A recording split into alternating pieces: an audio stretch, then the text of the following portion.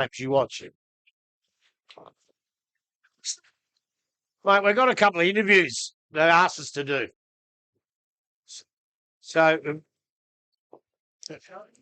yeah, it's at the very, very latest. I'm not going to get rid of these blokes, and then we miss out on our match braces. Yeah, I've got to get rid of these two blokes.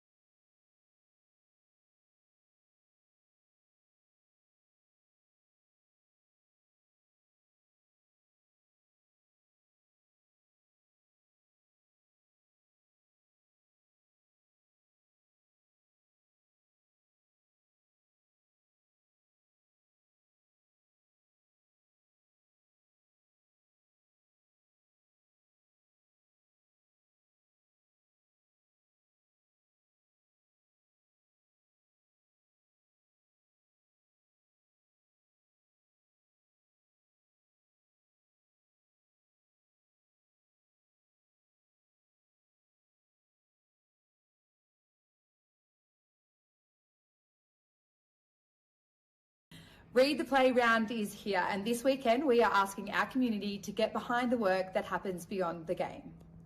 Read the Play delivers free mental health and wellbeing programs for young people across local sport. Every donation, big or small, helps keep these programs free for clubs, families and young people. So this weekend, please donate to Read the Play and help support young people in sport and beyond.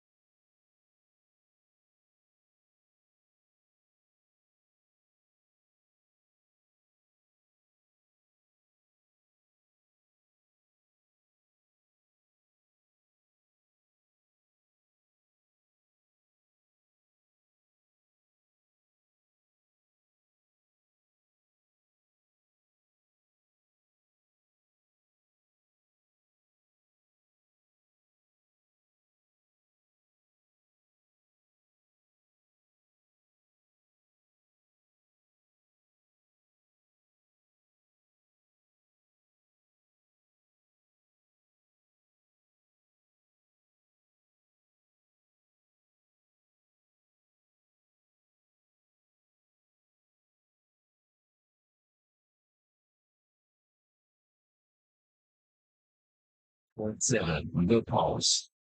Across Geelong, the Surf Coast and Bellarine Peninsula, welcome to the GDFL Match of the Day, broadcast on the Pulse. Now, here to bring all the action to your radio, our team on 94.7, the Pulse. Yes, good afternoon and welcome. This afternoon we're at North Geelong. They take on Anakie. 150 years celebration this weekend. Could be a big weekend, not only here today, but I think lining up and backing up tomorrow. So it's if you're in the area, supported the club, played with them, or even just follow them, make sure you turn up and share some of your stories, because I reckon there might be a few going around and they'll get better as the day goes on, I would think. In commentary here this afternoon, we welcome Grubby Cations. Welcome. Yeah, g'day Smithy, g'day boys, g'day viewers and g'day listeners. Well, we do have a bit of an interview for you today. I'll get you to introduce the other fella and we'll get straight on with it, Smithy. Yes, and also Tyler's also stepping back in the breaches again this afternoon. I haven't got his headset on at the moment, but that's all right. He is going to be helping out again this afternoon with the absence of Archie, who's away for some time, spending a little bit of time overseas. Don't know why they do it during footy season, Sid, but you can tell us a lot better, both you and Birchie. So welcome to you both. And I'll hand over to you, Grub, and you can introduce the two people here beside us. Well, you bloody already have by the sounds of it. But, there you go. But you can do it formally then. well, look, as you know, when we have these past players, we usually call on a couple of the club's champions. Today we've changed it. We've got a couple of battlers in today.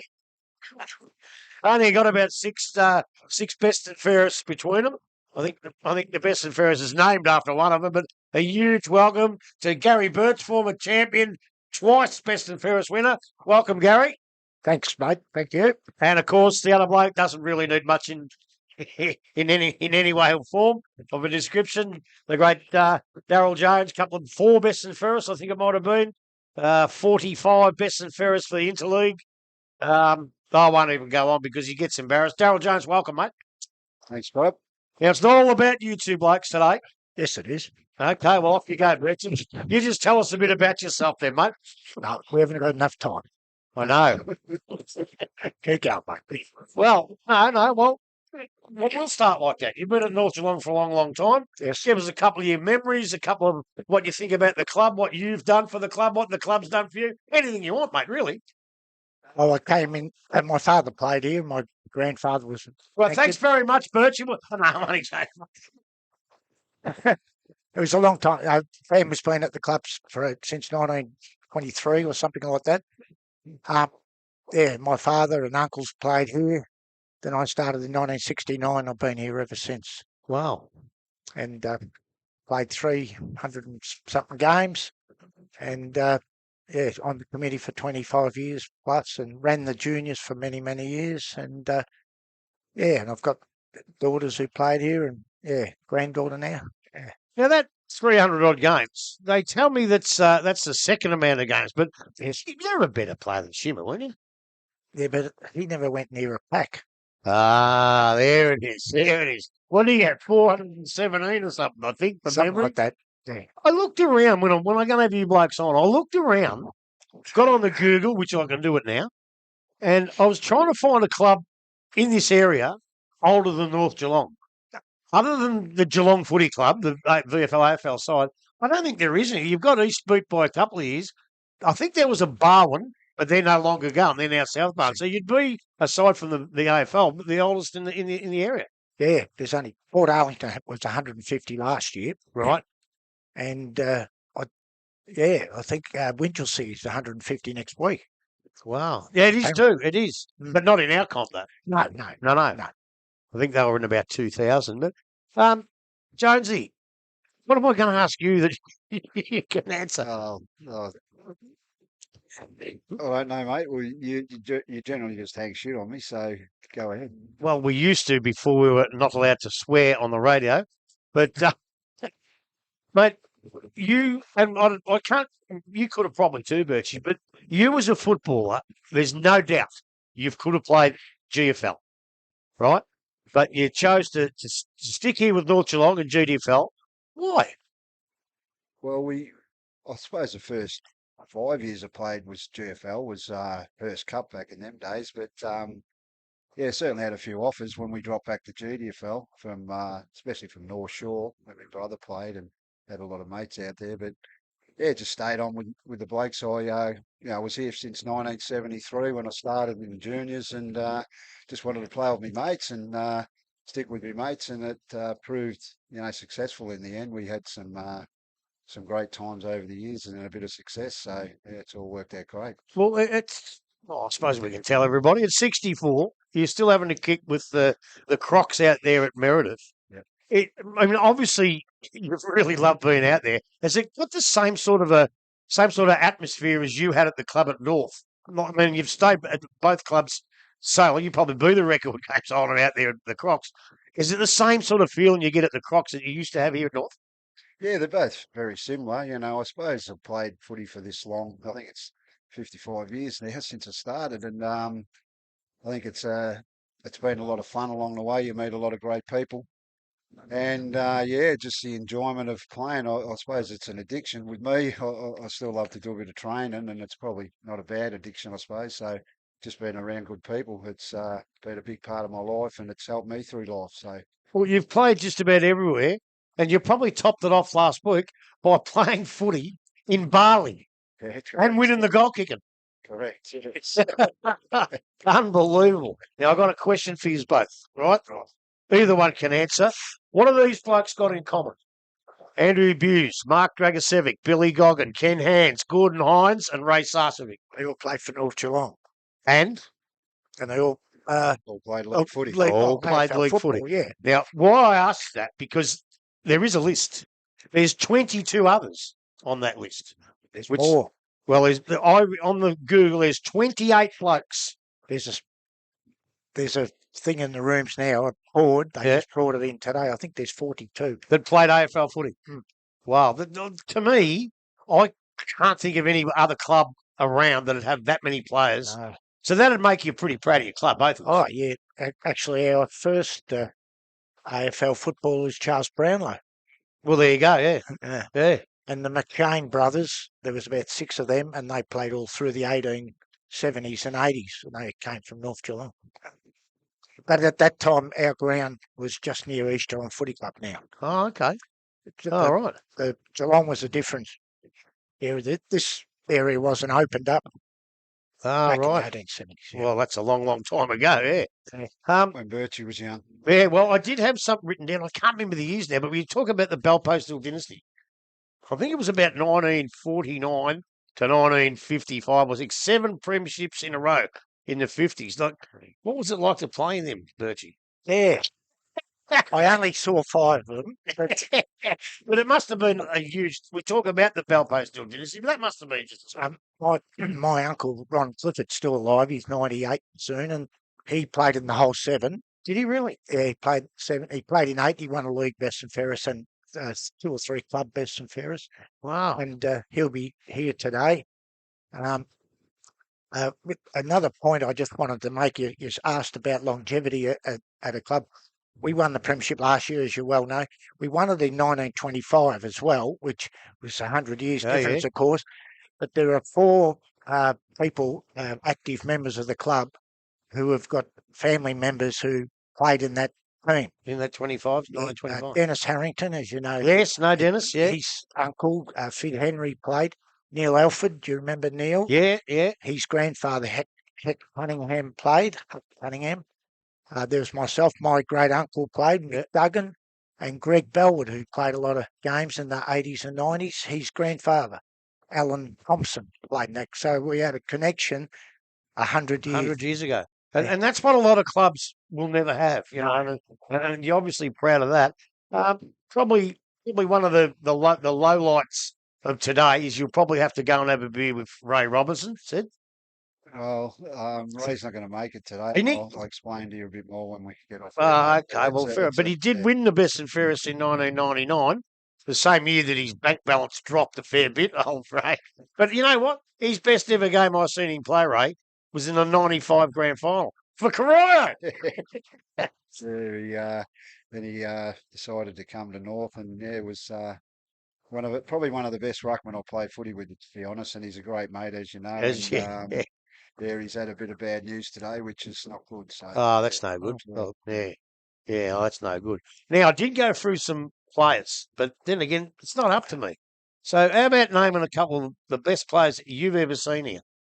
And you're not allowed to say each other. You know? Oh, no. Yeah. Besides Sid, but my best footballer was my first coach, Kevin Dent. He Right, won yeah. 2 or 3 league best and fairest, and if he had been a taller man, he was the best mark I ever seen in my life. If he had been a taller man, would have definitely played for Geelong. And my dear departed friend, Steve Drakosevic, who he was a fantastic footballer, and if he hadn't have done 3 knees, would have, no worries, played AFL. We might never have heard of Andrew Buse. Yeah. Well, yeah. Well, I was talking to Jones about it the other night. In them days, all I can ever judge other players on is when they play Werribee Centrals, because that's all the only games I ever saw. And he may well have been the best player I've ever seen play against Werribee Centrals. He just killed us every single time. Yeah, he could read the play brilliantly, and he was quick and smart on the field. I wouldn't say he was smart off the field, but he was pretty smart on the field. Yeah. I ran into a bloke over there before, reckons he was probably the best player that ever played here. But I can't remember his name. A bloke named Stuart Hardman. You remember him? Stuart Price Hardiman. Yeah, he was a great player. Pinny, Oh, is that Pin? Pinhead, that's Pinhead, yeah. Yeah. And, no, he's one of my best mates, as you know. And yeah, look, he's a great centre half back for a long time, and played in some of our premierships. And yeah, look, just a great backman. And to go with that, you asked me who's better players.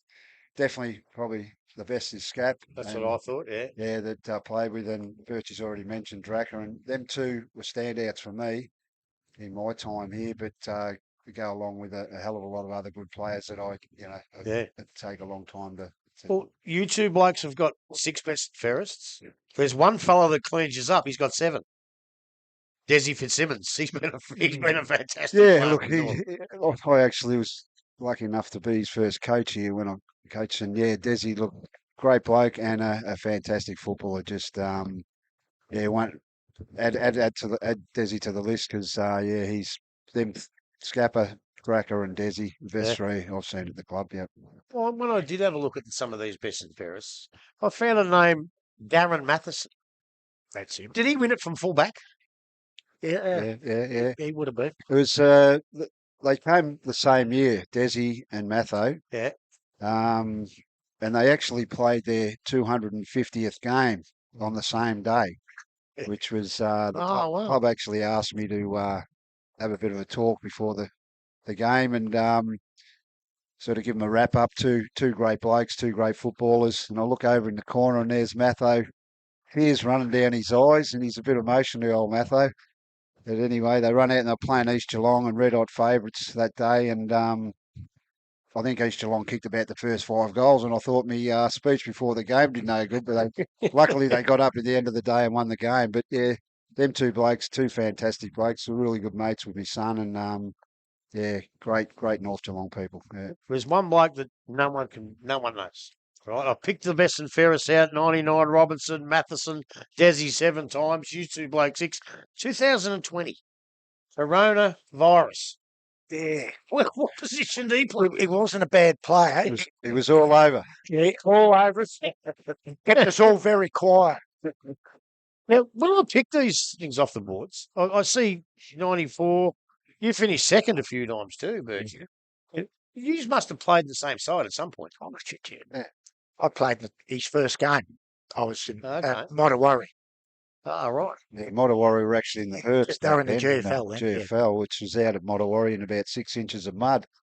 And cow droppings. Yeah, we had to chase the cows off the ground. Oh, I can remember Mottawarri back in the early 80s. It wasn't great then. We finished it off with one cold shower between us. I suppose Another great bloke I want to mention too that was a big help to me through footy, and there was 2 actually. One was Kevin Harrington, the legend of the club, and one of our great mates, man Birchie, Ronnie Willis, who was great help to us both through life in general and at the footy club. Yeah, so I think he had a trophy named after him too, hasn't he? A perpetual trophy, I think. That was his dad. Ah, okay. Ah, right. that was for the senior best and fairest. Someone took. Someone shoved him off, and it's now the other medal. I suppose it'd be remiss of me when you talk about people who have put North Geelong up on the map. And one of them would be our great mate, the big fat fella, Big Dick Philpott. Yes. Yeah, I know you'd have a million stories, but we haven't got all day. But I tell you what, I wish he was here today celebrating with you. Yeah, so do I. So do I, mate. You know, I mean, he done a magnificent impression of someone here in the box.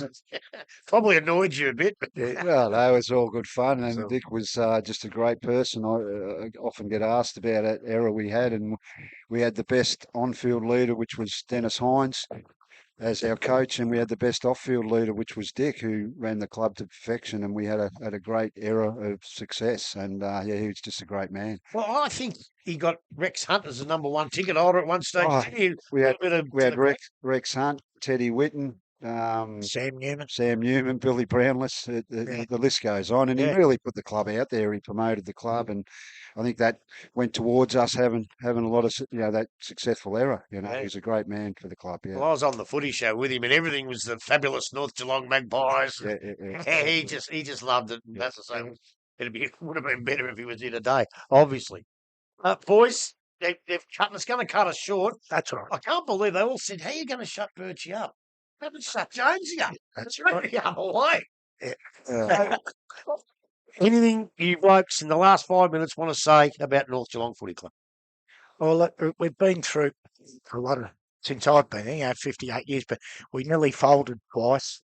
We were, on our knees. 1985, just before Dick come, we had a meeting and we were going to fold. We only had 4 on the committee. We had 30 senior players, no juniors, and $3,000 in the bank. And our coach had just resigned. Dracker took it on. Steve Dracker-Sevic took it on. Clive Wonderwall came back and as president. He joined the committee that year. Me and Dracker got him to the club, and he joined the committee, and we joined, and we sort of went ahead, as Sid said. Dick put us out there. He was just fanatical Collingwood, fanatical black and white, and we've had our ups and downs. We've won premierships. 3 years ago we were on the bottom of the ladder. Yep. And I think that happens with good clubs. They won't let themselves, if they're backed in the corner, the only way to do it is come out fighting. And that's what we sort of did. We've had great backup. The netball have been saviours to, I think, a lot of football clubs around Geelong. And, really, that to get the girls in the club, I've got daughters who play, but it is the greatest thing. It just makes it more of a family club. And now we've got juniors running again. Megan Watts did a fantastic job, and Sarah, they did a fantastic job starting up. 2 women started the football up, and that's a big thing, you know. And the juniors now, I was here at training Thursday night. There would have been nearly 100 kids here. Unbelievable. Anything to add, Daryl? Oh, just as you said, what the club has meant to me, it's meant a hell of a lot. It's been a massive part of my life. I've been here since I was, probably 11, 12 years old. Up until this day, still don't get down as much as I have. Maddie was a big part, Maddie giving away a couple of years ago. But look, it's been, as I said, not only the enjoyment I've had with the football and lucky enough to have a bit of success, but met so many great people at the club and through the club, and it's just been a great part of my life that has helped me through life, I suppose, as well, which footy does. Yeah. And the people around you. So some great people and some great fun over the years. Yeah. That's fair enough. I actually ran into Mick Robbins the other day. He said you did go away for a while for a bucket load of money. Well, You ever caught up with Mick? He's a bit too old to give a backhand or two. No, he's all right, the old bugger. But I think he got the story mixed up a little bit because I never played for much money. No, I know you didn't. I know you. Boys, thank you very, very much for coming in on this momentous day. 18 flags, I think it is, senior flags. 19. Every chance to make it 19 this year. No, it is 19. Well, we'll go into... And 15 reserves. Yeah.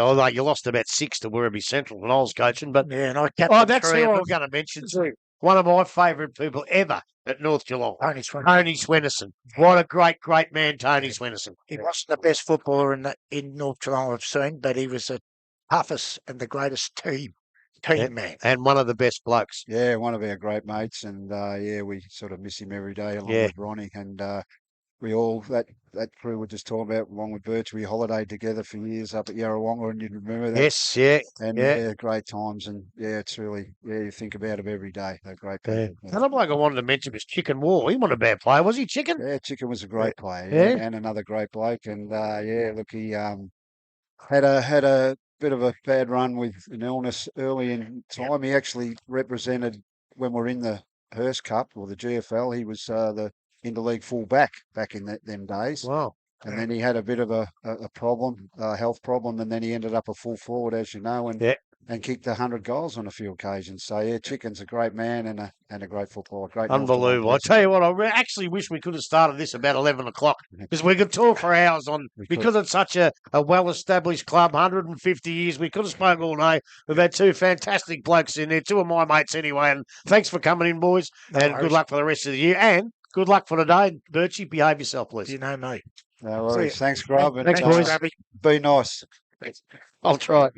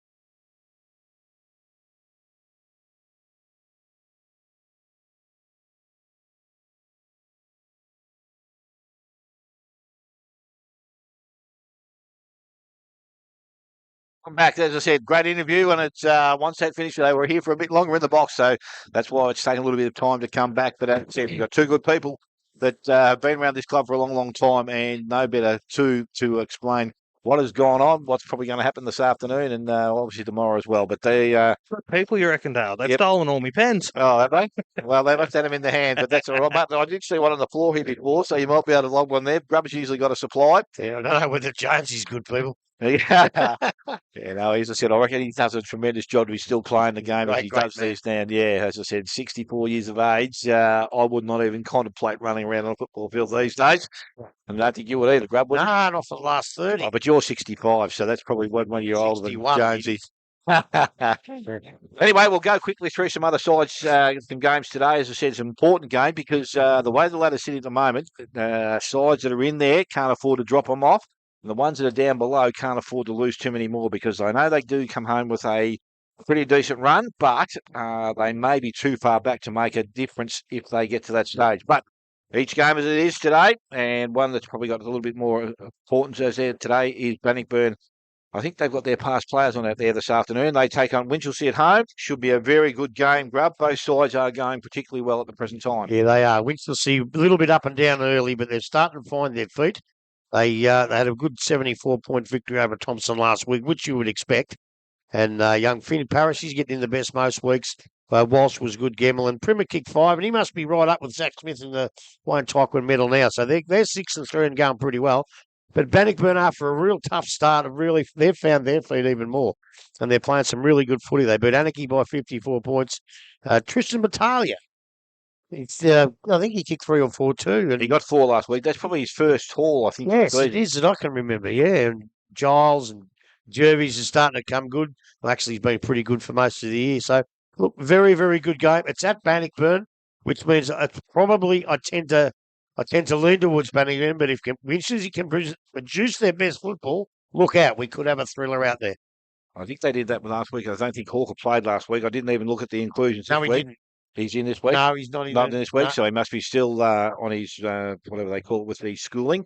So he'll be away obviously again today. Tyler, it's good to see, I suppose, when you look through some of the results. Grub goes through them a bit more heavily than I do, but the good sides always seem to have more than have 7, 8, 9, 10 good goal kickers, or not good goal kickers, but goal kickers each week, and that obviously helps them get the results that they're getting. So it'll be interesting out there because both Bannockburn and Winch have had multiple goal scorers during the course of the season. It'll be interesting out there at Tigerland today. Yeah, it'd be interesting to see which way it goes. Obviously, Primer's sitting second on 37 at the moment, and then for Banno, you've got Hawker on 23. So if he is out, still it's a fair one to miss. But it'll be interesting to see where that goes. And then obviously, you look more towards the ranking points, and Indy Parish and Finn Parish are both second and third in the ranking points there as well. It'll be an interesting game out there. I think Bannockburn at home will have that slight edge. That's where I would probably go this afternoon and tip them. Another important game, not too far from where we sit this afternoon. Bellpost Hill, Grub come through there this morning, and different weather conditions completely to when I arrived here at the ground at North Geelong. Different to what you had probably had at Werribee, and I had at Bannockburn. But Bellpost Hill going along pretty nicely. They need to win, but Inverleigh probably need it more. Yeah, Inverleigh need it more. And by the way, 28 and sunny and Werribee when I left, of course. But yeah, Bellpost Hill really impressed me last week. They're a side that everybody does something. They didn't have any passengers, and when you get that, if you get one player that's down a little bit or someone else, other players step up. And I think that's where when they played East last week, East had a couple of good players down and didn't have someone to step up in their spot, which they can certainly rectify. But yeah, Bellpost Hill were very, very good. Jenkins, we gave the best on the ground to. Bannister was fantastic. Quinn did a really good job on Zach Smith. Inverleigh, gee, they're sitting 8th, Inverleigh. Yep. And they really would like to sit a fair bit more. They're 4 and 5, so they're a couple of games behind. Lose this one, and I think they can not panic, but they can really start to think, gee, we're going to have to do something out of the ordinary. The following week they've got East Geelong as well. Yeah, so they've got to do something these next 2 weeks to see if they can play finals. And the way they've gone about it, they got beat by 40 points by Belmont. I think they're struggling. I know they got a few injuries, but I think they're struggling. Bellpost Hill was sitting second last week. They won, and now they're 4th. So work that one out if you can. But they've dropped 2 spots after beating East at East. I think at home, I think they can beat Inverleigh. I'm going to go for Belpost. Tyler, as I said, we did see Belpost still last week. They had not as many goal kickers, but 3 players all got 3 each, and they were pretty impressive. And they for the first time, I don't know whether they've used it for most of the season, but they had their 2 ruckmen in last week, or they actually didn't have Merrick in there, but they used Ren Lovett as well as Brock Carter, and it seemed to work okay last week in the conditions. Do you reckon they'll run with it again today? I think they would, and we discussed it heavily before the game whether it was going to be what sort of percentage change it was going to be, and it wasn't as big of a difference as I thought. I think Ren Lovett probably played more time in there than we assumed he might have. But look, Grubby pretty much nailed that one across the board. It was a full team game. I mean, the fact that Caleb Basley never got to vote pretty much sells that, especially with Dale here, loves him. But yeah, across the board, everyone pulled their socks up and got that done. And being at home, I think Belpost Hill will be far too strong. Let me just say something. Ash Whitney, well, you blokes reckon it could work. Ash Whitney's certain that the big fellas can work. I spoke to Tony Dozier during the week. He reckons it can work. I might be the odd one out here, but I'm not sure it can. I don't think Brock Carter and Ren Lovett can play in the same side at St Albans in the finals. I think the ground's too big for. I think it makes them a bit top heavy.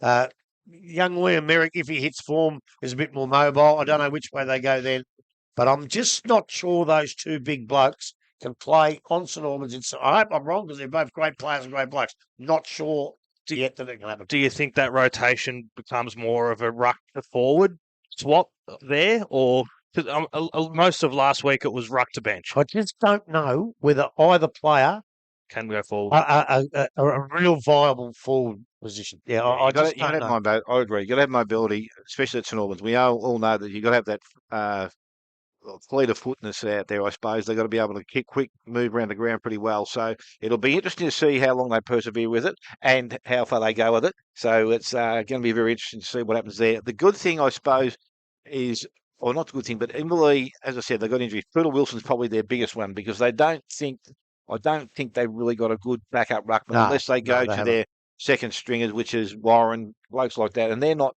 recognised. Yeah, which you don't want in there. Which they're not recognised ruckman. So that's where their issue is going to fall for them. I think that's going to be hard for them. And also they lose their key back in Mar last week as well, gone for the season. They're getting a few players back, but they'll need to do that and continue. That's the way it's got to be. So I think Belpost still get it done at home. Inverleigh, unfortunately, will need to get their very best and try and get something up and out there this afternoon, but I don't think that's going to happen. Quickly on that, Dale, even to last week, we saw East, who have a few blokes that can play the ruck. When it went to that rotation, they didn't even bother going up for the ball. You know, they stayed down as an extra over almost. Yeah, I think I think it was during the interleague game, Benny Mulville, he did that similar out there in that ruck contest as well. Sometimes he didn't jump, he actually rode to the ruckman. So yeah.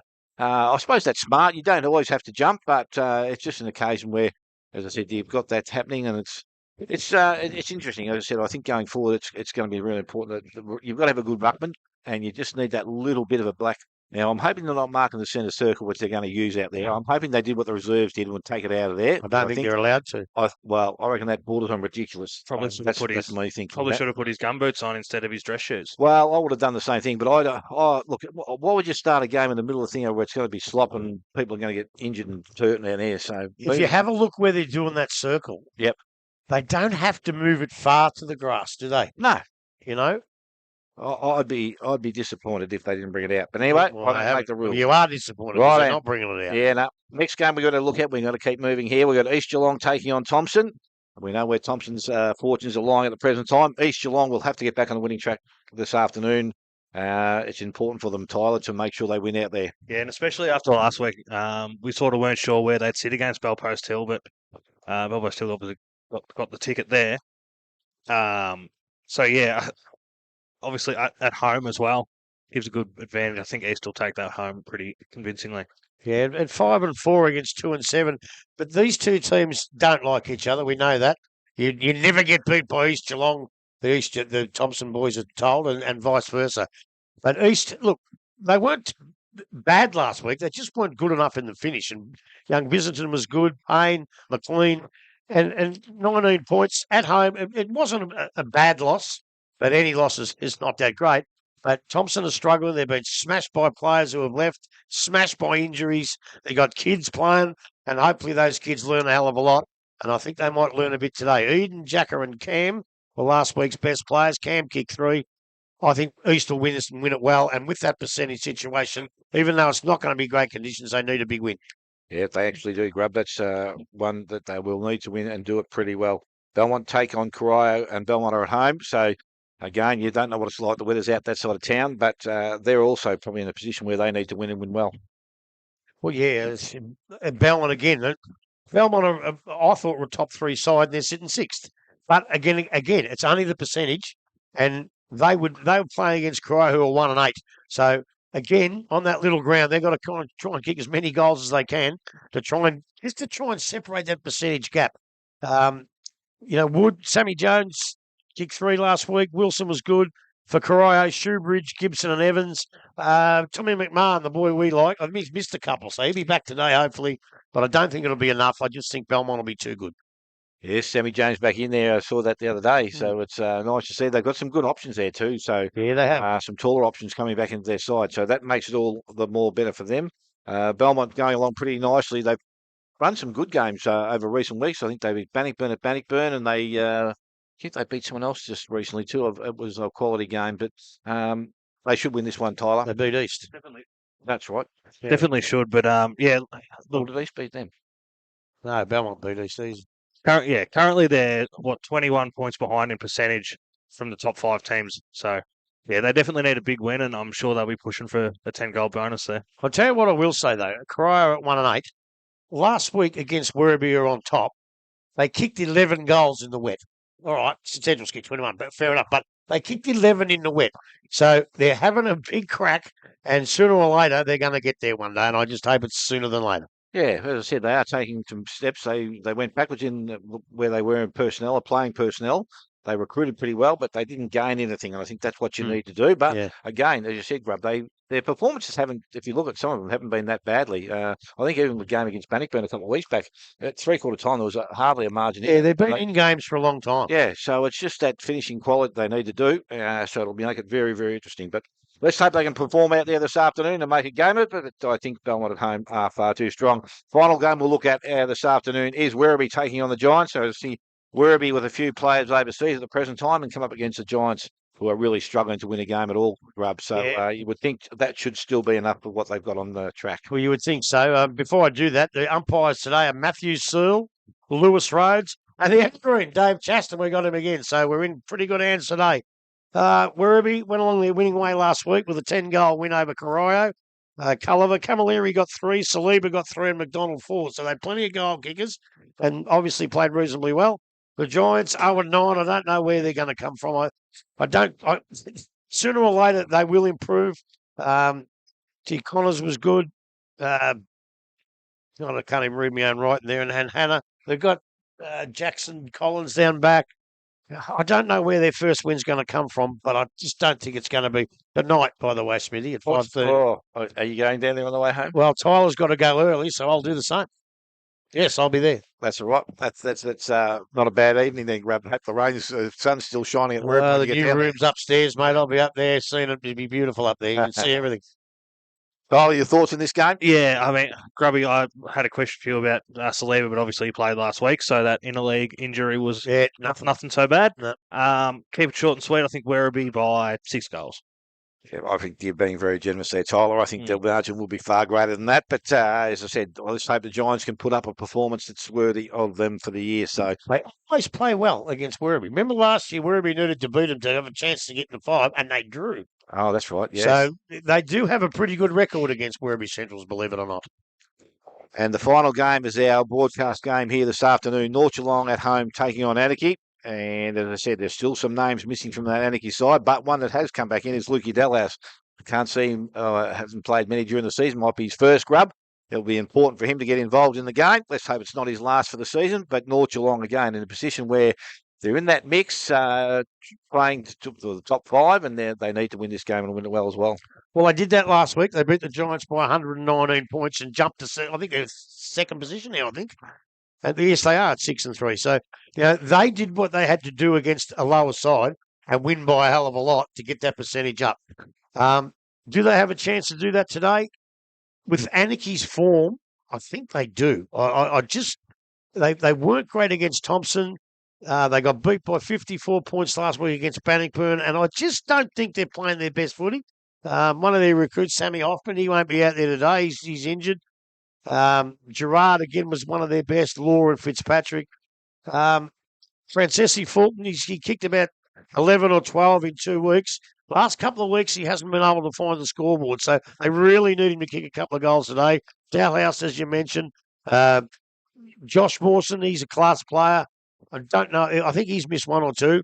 I like Sean Sim down back. He's always gives it everything he's got. And the kid that's had a pretty good year is Scotty McDonald, young fella, Nathan McDonald. So all of those blokes have got to play just fantastic football today for him to have any sort of a chance. But North Geelong, Boston Riccardi kicked 8 last week. That's fine. Let's see if he can kick 4 or 5 against good sides, which you have to do. I know I say it about other players. I'll say it about young Boston, but he has got a ton of class. Davis was very good last week. And in the best last week, one of my favourites, Sammy Reynolds in the best. I spoke to him before the game. He said, it was raining and wet. Well, guess what, Sammy? It is today too, so we might see him feature again, Sammy Reynolds. Oscar, he's still out. Oscar Riccardi, he'll be missing a couple. Corey Elmer, I think it might be about his second game back. They'll be glad to get him back. The thing I like is Charlie Farrell stringing a few together, and I just don't want to put the moz on him. Yeah, no. But I'd really love to see him string a few together. He's a class player. He's had a lot of injury problems, a lot of bad luck. I think you've had enough of that, Charlie. Get out there and show us how good you are. One of their recruits, Jack Cambridge, apparently has been playing pretty well.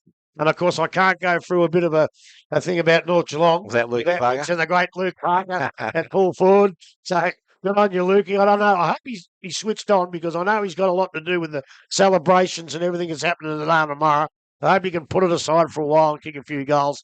North Geelong too strong for me. North Geelong for you, Tyler? North Geelong for me, yeah. The few things I'm interested in will be what they're going to do with Gerard. Obviously, 60-something possessions last week. Whether he gets a bit hard of a tag today. And then the class of Dalhouse could really shine in this slippery, muddy stuff that we're going to have out here. So, my 2 notes, but yeah, North Geelong for me. How many possessions did he get last week? I heard 67. He got 67 possessions, and they lost by 54 points. So, without being ridiculous, would you tag him? Okay, we haven't got a corner, I don't think. No, he's got it in his pocket. Who? Birchie. Has he? Yeah, Birchie's tossing the corner. I think they're going over there to do it. Oh, Bertie. Here he comes. Probably over that Yeah, last he's on his sip. 4th can, Birchie. He forgot to come out. And here he comes now. But look, as I say, it's fine. A little bit like Gary Ablett Jr. when he went to Gold Coast. He was getting 50 possessions every week, and they never tagged him. Why? No, Because they weren't going to win anyway. So 67 possessions, that's a great effort.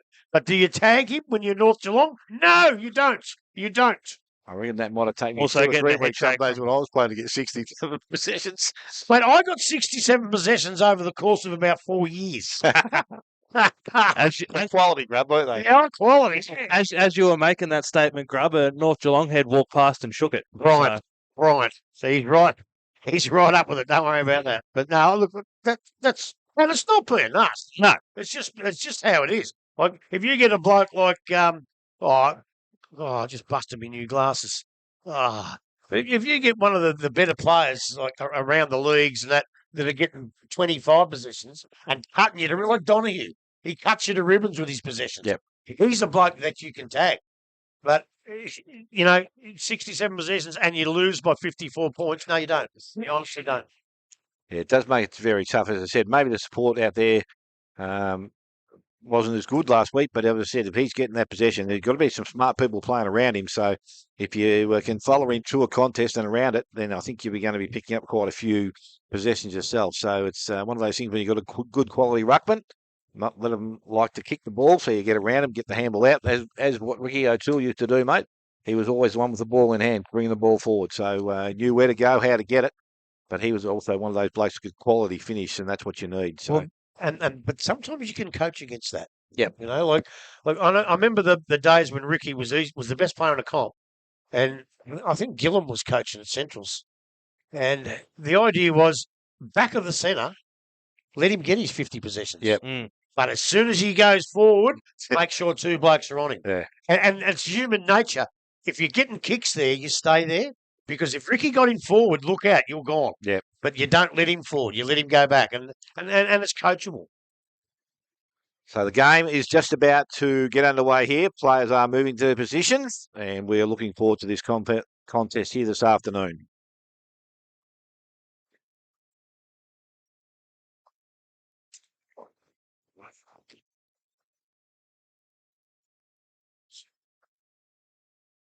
I would suggest that by the way that sides are lining up, Anakie will be kicking to the Geelong end. We'll still call it Geelong end, and obviously the Werribee end, the other one. Yeah, that'll be the Werribee or the Melbourne or the North Shore, whatever you want to call it. But they're heading towards Melbourne anyway, Yeah. and that will be North Geelong. So, well, if you're watching it on the left. Yes, so we're just about ready to start the game here this afternoon. As I said, it's important that Anakie try and get another win under the belt, but North Geelong for their percentage and to see where they're going to finish this year, a great game ahead. The ball is thrown in the air, and it's going to be Davis. He's got too much height in there, but the ball's going away there, and it's going to be kicked forward there by Moylan. Goes into their half-forward line, not marked, not taken. Ball now at ground level. Picked up again, Anakie able to force the ball wide of the contest, kick into their forward line. Actually, that's going to work okay. Mark was dropped, and that's what they can't afford to do. Put some pressure on the scoreboard early. That's what's requested or required. The ball back in Moylan's hand. He goes forward again. Good spoil again from behind. Ground level. The ball is now probably going to spend a fair bit of time there. Little chip up there by Swinnerson. Ends up in the hands of Davis. Davis is now going to turn around and go towards centre wing and beyond. That was good handed by Habib out there on the far side. He goes further down the field. Kick up a little short, and the mark taken by Billy Goodwin. Interception there. Looking to come back inside the contest to Gerard, and he will mark. That's one. Yep. And he's going to now just push the ball a little short, kick further down the field. Also good mauls and handballs back inside. Now continue to run, go back towards that centre forward position again. Nice work out there from Corey Elmer. Kept the ball in front of himself, held without it, and he will be rewarded with the free kick. Actually, it wasn't. No, it's going to be a free kick going to Anakie. Great disposal.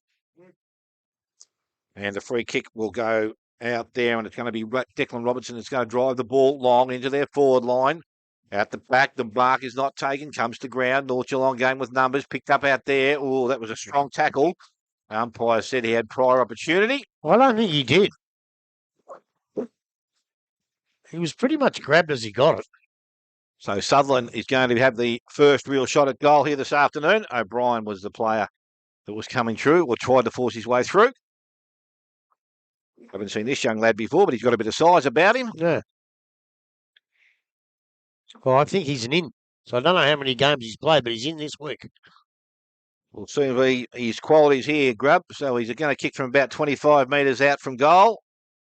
Angle not too much there. He's kicked at it. And just inside the goal post. So Anakie are on the board. They get the first of the afternoon. As I said, I haven't even got my clock here, but I reckon we've gone 3 minutes in this Buckley's Entertainment first quarter. Surely you've got a clock on that computer somewhere. 2 minutes. 2 minutes in. They've opened up pretty well. I'm not quite sure which way's the wind's going. It might be the other way. I think Anakie might be kicking against it the way it's going. But, you know, they had a chance. Young Robinson dropped the first one, which could have resulted in a goal, but they butted up pretty quickly. They've got their first goal, and they've opened up pretty well.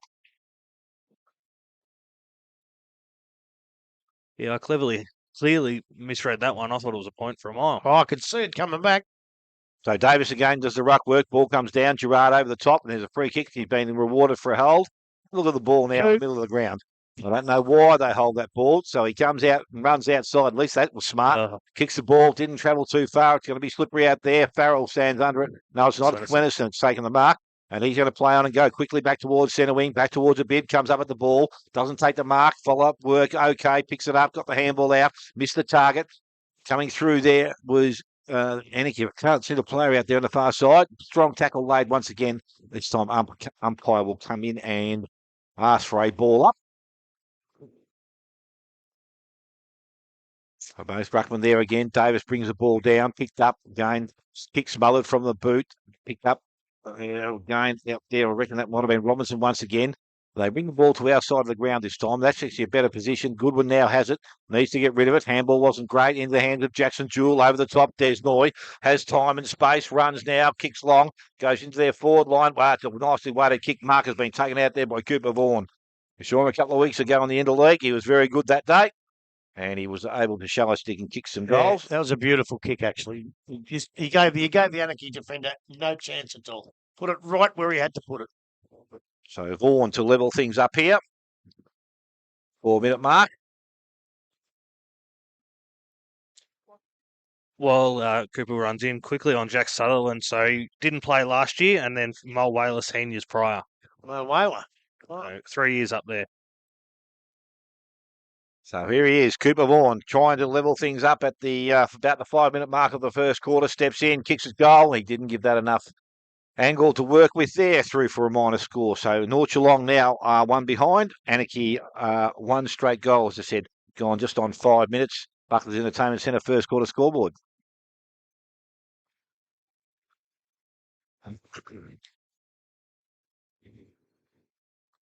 So Luke Roberts now will be kicking this out. Going to go far side. It's for a target over there. Gets marked in the forward pocket. So again, we'll move out. It's calling for someone to make a lead. Gerard leading up. So we'll go. Look, no, he went to go along down the line, but intercepted there by Habib, who's instantly put some pressure on. Got them back into the corner. He's got a quick handball off now to Goodwin, but I believe they've taken it over the line. So really well done there by Habib to get that pressure act in there and get that turnover. So we'll be about 15 metres around now from the North Geelong goals. We'll have a ball in. Looks like Parker's going to be going up. And I'm not sure who the Anakie player is, but Parker grabbed it straight out of the Roberts. Got the quick handball to Saros, who's now out the far side, gone the kick inside, quickly intercepted there by Sim, who's gone hard for it. Push it outside the 50 now. Sim head over the ball and Swennerson as well. A bit muddy, a bit groggy out there. Picked up and taken over the line by Moylan, so we'll have a throw in out that far side now.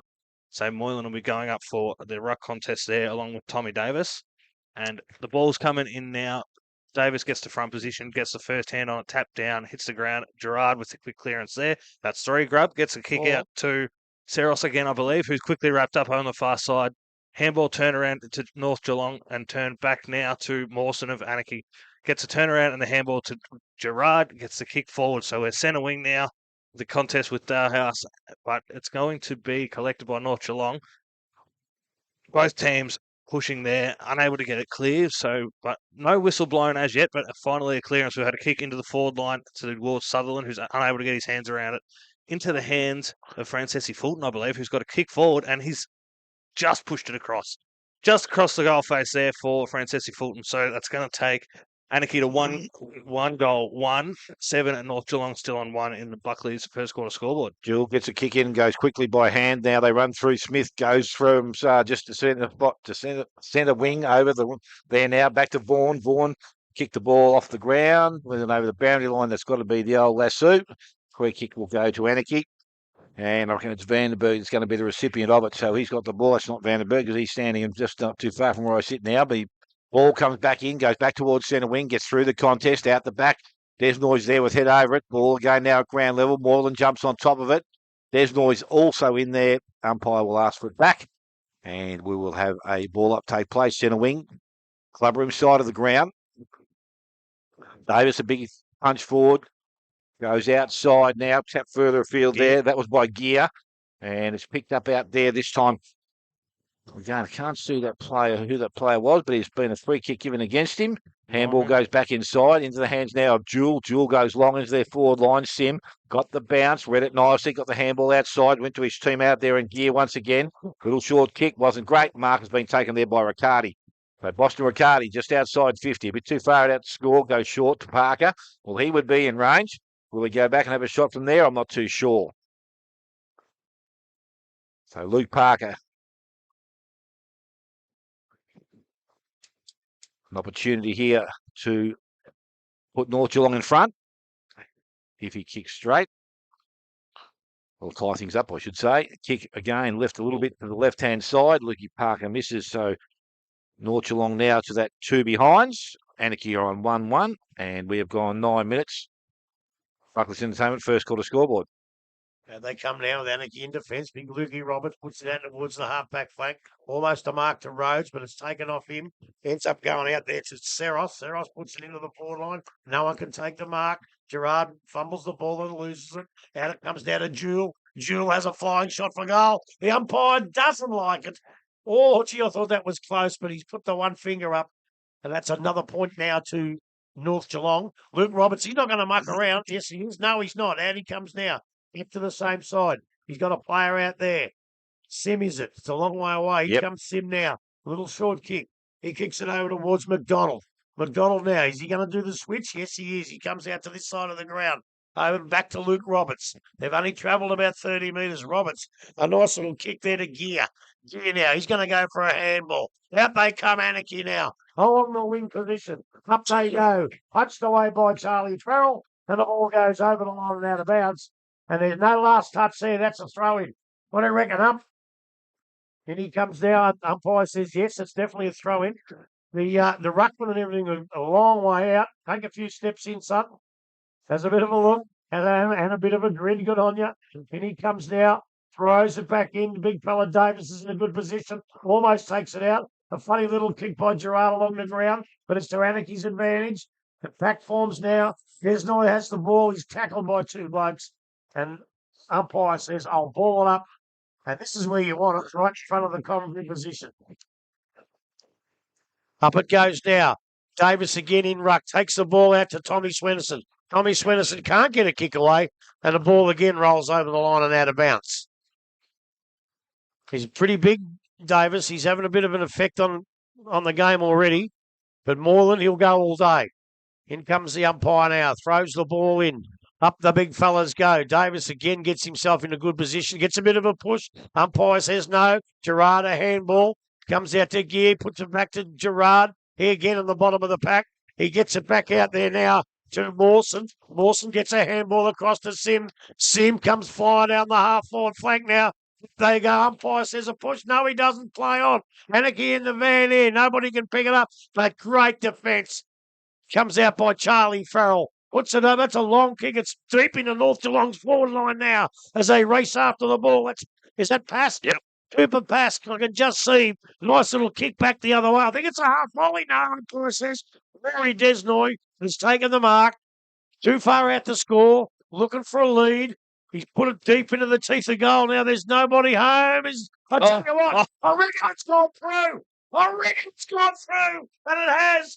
And that's a long goal. And that could be a big contender, Smithy, for the Connectel. Yes, that's right, Connectel. Goal of the day. What's the score, son? The score is 3-1 North Geelong. Anakie, 1-3 North Geelong, 1-1 Anakie.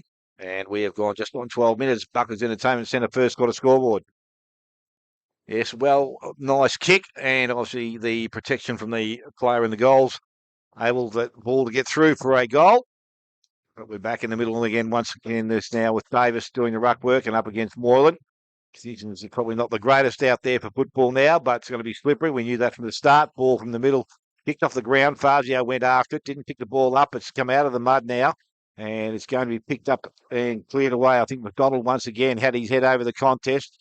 Fazio's back after it at ground level, flicked the ball out, went to his teammate, but unfortunately Davis was tackled and brought the ground. The ball's gone back in underneath a few, and the umpire knows I've got a choice here but to ball it up. So a competitive game early. Conditions probably suit for that to be a bit of a scramble. Ball is thrown up once again. Again, this time maybe Moylan over the top. Ball comes down to Farza. He jumps on it. Now, might be in trouble here. No, I don't think so.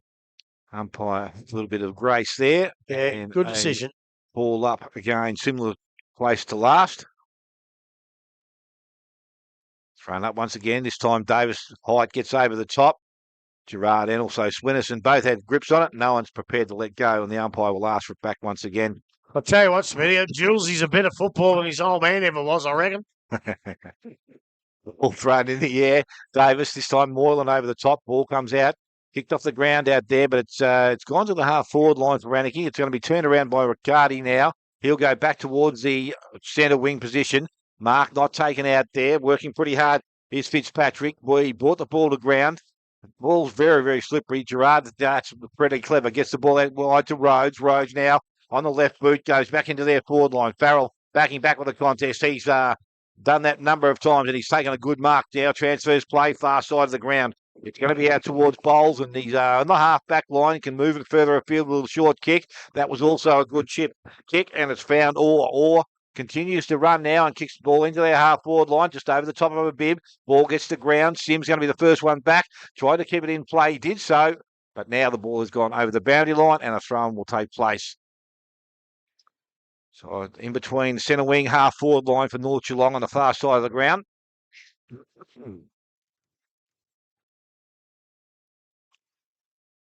Ball will be thrown back in from that position and does now with the umpire. Ball in deep, this time out the back. Nearly got through towards McDonald. He picks the ball up, went back into the contest. Ball comes out in that. And it's going to end up again with Gerard. Little left boot round the corner, goes back towards the half-forward line, half-back line. Nicely trapped out there. Now, did the player take it and lose possession? Yep. Umpire said yes, it was. Free kick will go to North Geelong on the far side. He chips the ball back inside, goes to Swenison. Called the play on now by the umpire. Able to get boot to ball. Ball now travels to the half-forward line. Gee, Desnoy got up a fair bit there. Gerard read it nicely off the back. Boston Riccardi's on hands and knees. Pushed it forward. Cleans up. Kicked back into their forward line. Sim's going to be the first to arrive. He's tackled by Pask and brought to ground. No prior opportunity there. Not at all. And the umpire will come in and have a ball up. Inside forward 50. So North Geelong just taking little valuable pieces of ground. Again, umpire throwing that one up. This time, I reckon Moylan again had first possession. Kicked off the ground out there by Anakie, and that was McDonald. Ball gone over the boundary line, so a free kick will go to North Geelong. Far side, Swenison. Good Great kick coming in, and that is a nice bit of work, and the mark's been taken out there by Bertucci. I think he got 2 or 3 last week too. Yeah, I don't know much about him. Is he a new bloke? Must be. I know the name, but I'm not too sure where the connection's from. He's not a North Shore boy, is he? But Jordan Bertucci has an opportunity now to kick his first goal of the afternoon, bring up North Geelong second.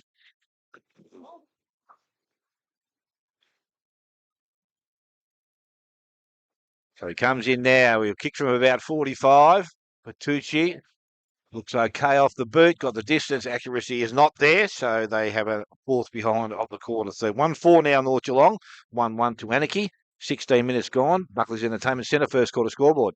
Jordan Bertucci obviously not tracked anywhere else. Only 11 games on his roster. So 18 goals so far this year. So valuable inclusion. Yeah. So 18 in the seniors. Yeah. There we are. Only played the 11 games. That's Play HQ, so it may be missing some previous data. But in comes the ball now from the umpire. So looks like Paskin Moylan is it? Tapped down to the hands of Swenison, cleared now by Desnoy, but not efficient. Wrapped up straight away into the hands now of Moylan, going for the kick. Brings it out to the centre wing position. Reynolds unable to get the hands onto that one. Cleared now by Gilmore, put forward, but turned into the hands of North Geelong. North Geelong coming back now. Penny and Swenison. Quick to wrap up there on it. Should have bought the jacket grub. Yeah, I've got one in the car. So have I. And was wrapped up there. So handball out now to Swenison. Handball kick forward from Swenison, headed towards Parker, and well taken by Parker leading out. Weighing up his options forward, he's going to go deep towards the... Yeah, fantastic. Not much you can do about that. Absolutely nothing. Perfectly weighted kick forward there. Very wide angle here, but we're going to be Jordan Bertucci again, kicking from probably 35 out, but right in that cricket pitch pocket. So looks like he is going to go for a shot at goal. Oh, I hate this. Even from that position? Yep. Right side, right footer. And comes round, goes to snap, distance. doesn't make the distance, isn't accurate. Should be outlawed. $50 fine. Well, They can't do it. They can't do it at AFL level. Majority of them. I just think there's some players that it suits.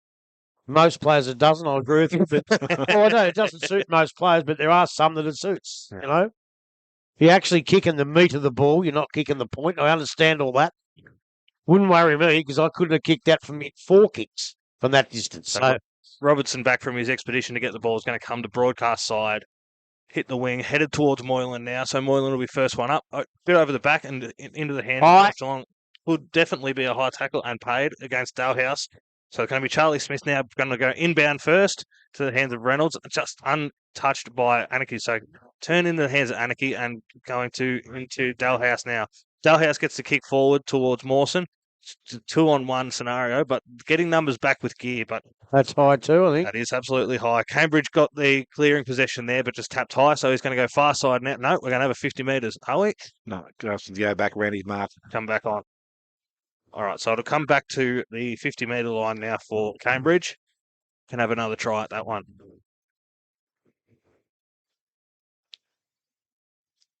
They come broadcast wing now. It's going to be into the hands of Swennerson. And then another kick forward to Charlie Smith. So Charlie Smith just outside the defensive 50. Next man in line is going to be Cooper Pass. Cut off, though, there by Billy Godwin. Got a hand to it, but Riccardi able to pick that one up. A clearing kick forward to the lead of Cooper Vaughan. It's going to be a foot race now to the fast on this close side. Vaughan beaten on that occasion by Rob Lowe, who gets a quick handball to Sean Sim onto the boot. Kicked it, but that one's going to go out of bounds on the full. So we'll have a attacking kick now for North Geelong. It's going to be Boston Riccardi with ball in hand, weighing up options.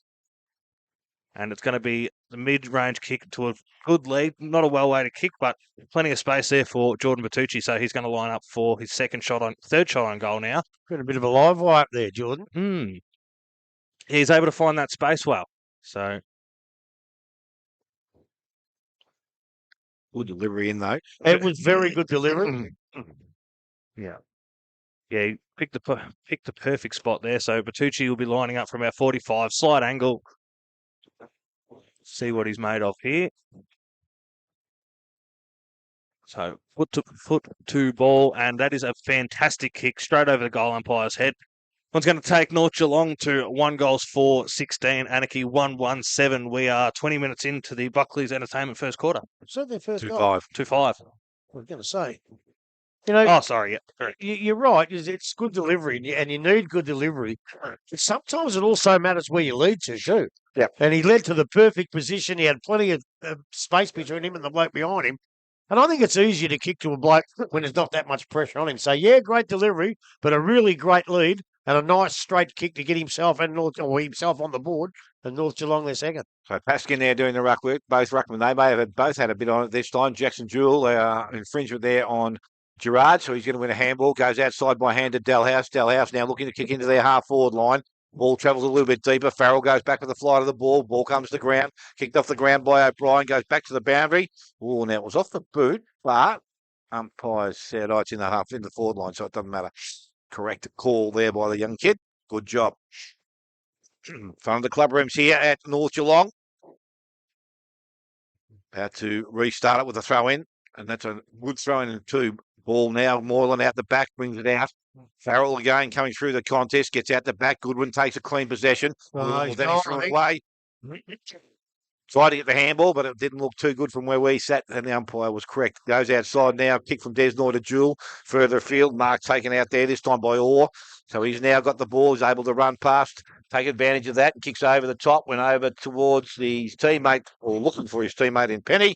And it's going to be a free kick going back into Anakie. So Gerard again, another kick back in the middle. That's a good kick, found his teammate there, McDonald. McDonald now plays on from that position, goes into their centre half forward. Again, nice movement forward, and the mark has been taken out there by Robinson. That's Declan again. He's missed a couple, but he's got that one. He's actually a bit of a line wire. He's got to the ball a few times. This is the first time he's got a real opportunity. So Robinson now, this will be testing material because he's got a fair distance to cover. Wet ball now. I think he might be just into a bit of a slight breathe, but steps up, kicks long, won't make the distance. Chance in the forward line. Mark not taken again, comes to ground, picked up. Swennerson forced his way through the contest, picked it up cleanly, looked the handball over the top, went to Desnoy, tried to get it back to him, but unfortunately the little tap or fist has gone over the boundary line, throw in to take place. They're moving the ball quite well with the conditioners as well. Davis brings the ball to ground, picked up, the ball comes out the back. Gerard again, boot to ball. Little kick goes towards their half-forward line. Elmer was a late arrival, got the ball to ground. It kicked off the ground further afield there. I reckon that by McLaughlin. It's still in their forward line. Swenson picks the ball up, got a handball outside, freed up a teammate. I reckon that could have been Bowles out there. He delivers the ball towards centre wing. Sim leads in the race for the ball. He taps the ball. It's helped along by his chaser, I think might have been Riccardi. The ball goes over the boundary line, and we're going to have a throw-in. Well, I want a free kick, North Geelong. I don't know what for. It can only be deliberate if he classifies as deliberate grub. That's all it can be. Yeah, so it well- wasn't a football act. So Well, I know this is a long way away, but I thought he gave him a bit of a push. So Yeah, he might a have good been one. lucky not to get away with that one. Yeah. So I would agree. That was the first thing I saw. Anyway, a good call. Ball to be thrown back in. Again, Davis front position. Ball comes out the back. No one touches it. Picked up a bib. Got a little quick hand. Didn't travel outside that contest, but he's gone back and collected again. Got another handball Free away, and this time the umpire said, must have been incorrect disposal. I'll tell you what, Smith, if you don't know who 38 is, it's Sammy Reynolds. He's got a beard. Ah. He's in disguise. He's in disguise. Ball now kicked quickly to their half-forward line. Mark not taken out there, but hands in the back. Free kick will go to Anakie. Reckon this may be Sutherland out there on the far side, just judging by his size. Oh, it's going the other way. It's going to O'Brien. No, it's not going to him. It's going to Swenson. So we've missed all three of those.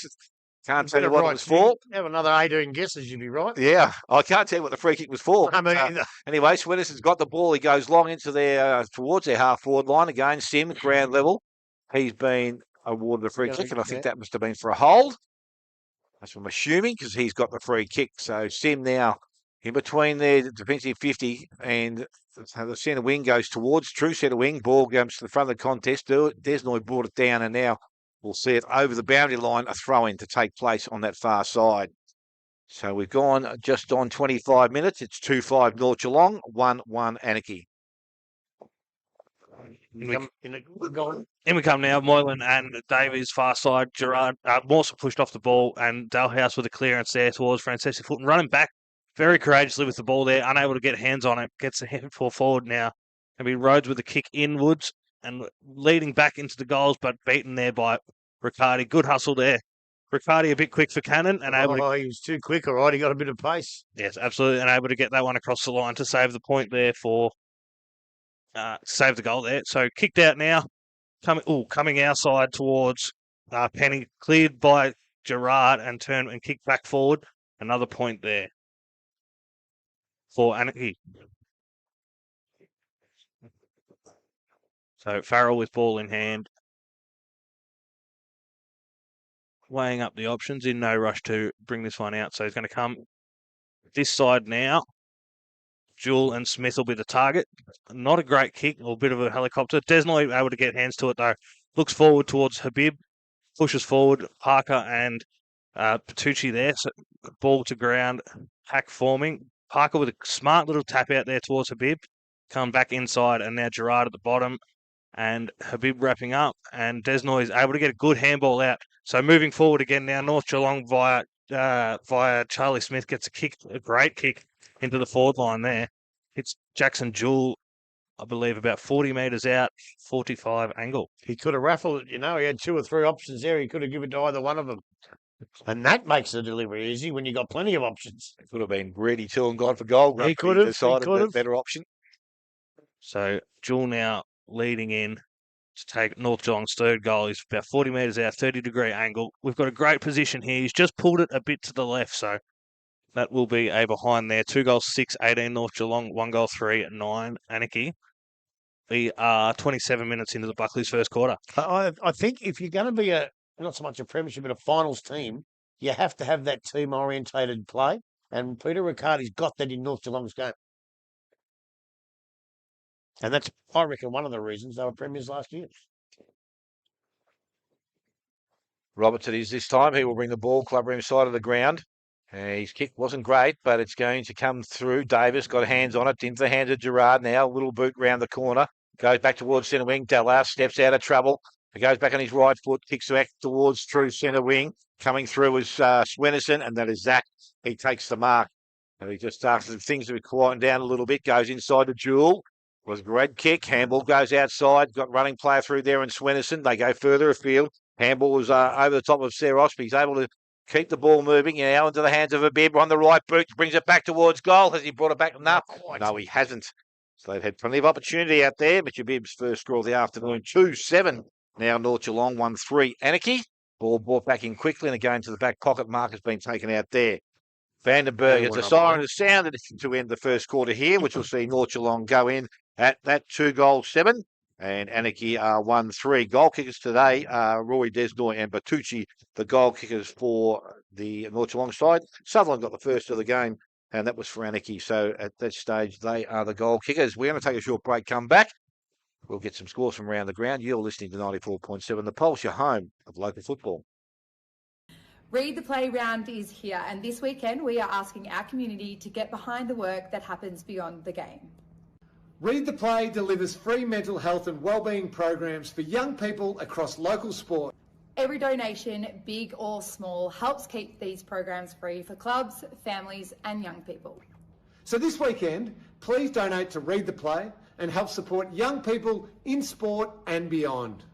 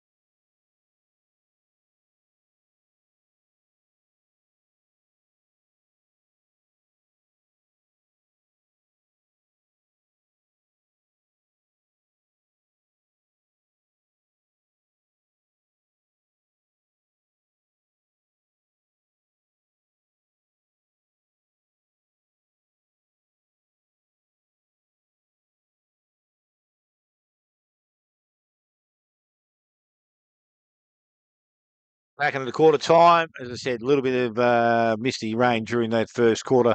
Probably just makes it a little bit uncomfortable. It's already slippery out there on the ground, but the centre square, not too sure, as I said before the game, while they continue to use it. There doesn't any sense in doing that. It doesn't benefit any side by staying in there, but that's what the umpire have done, and that's what I suppose they're told to do. But scores from around the ground: Bellpost Hill 139, Trail Inverleigh 4-1-25. East Geelong 5-5-35, Thompson at 1 straight goal 6. Belmont Lions 4-4-28, Corio 3-4-22. Bannockburn 2-2-22. What? 2-2-14, sorry. Thank you. Thank you, Grub. 4-2, 26 to Winchelsea. And as Grub mentioned earlier on, Werribee will play the Giants down there this evening when he arrives. I think they're going to hold the game up until he gets there. Is that correct? Well, I'll have to stop off and buy you an abacus and a start on the way home. But, hey, look, pretty entertaining game. As you said, we've got a big mud patch in the middle. If you notice around, it's pretty heavy around the outsides of the ground. We had misty rain. All the ingredients of a poor game of football, but we haven't got that. The players seem to be delivering the ball pretty well.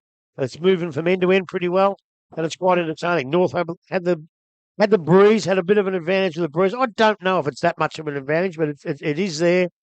But kicking 2-7 with it doesn't do themselves any favours. They've had 9 shots to Anakie's 4, and you would think they should be a little bit further ahead. But Anakie themselves, they opened their forward line up and had a couple of shots early. And look, I think they're here to play today. And the big quarter here, if with that breeze, could put a little bit of pressure on the North boys in their 150th celebrations. I thought Gerard, well, he had about 11 touches, and he's on. He might not be on his way to 67, but he's done all right. I thought Billy Goodwin was pretty good that quarter. Sim was good. Dalhouse done a couple of nice things. Declan Robinson looks the target up there. He's got to finish him off, but he looks the target. And I think from North, I thought Boston Riccardi, he got a bit of class. Charlie Farrell was good out the back. Desnoy, Jewell got a bit of the ball. Bertucci, he's like Robinson at one end. He's a real danger. He had about 4 shots for goal and only kicked the 1. And I think Tommy Davis is probably winning the ruck. But overall, pretty close. And if Anakie can use this slight breeze, we could go in half time pretty close. Yes, we'll be interested to see as play is about to start here for the second quarter. Umpire just waiting for the crowd to get back beyond the fence there at the bottom end. Looks all good at this stage, so he will about to come in now and start proceedings.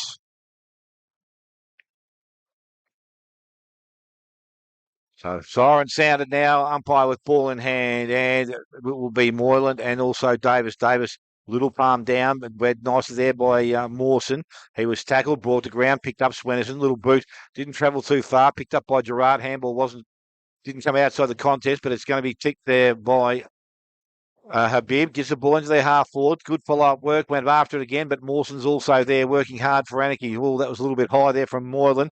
He's been able to get away with it. Ball comes outside the roads on the left foot, goes along the centre wing, kicks towards the half-forward line. Ball gets through the contest now. Out the back, Van Dyke leads in the race for the ball.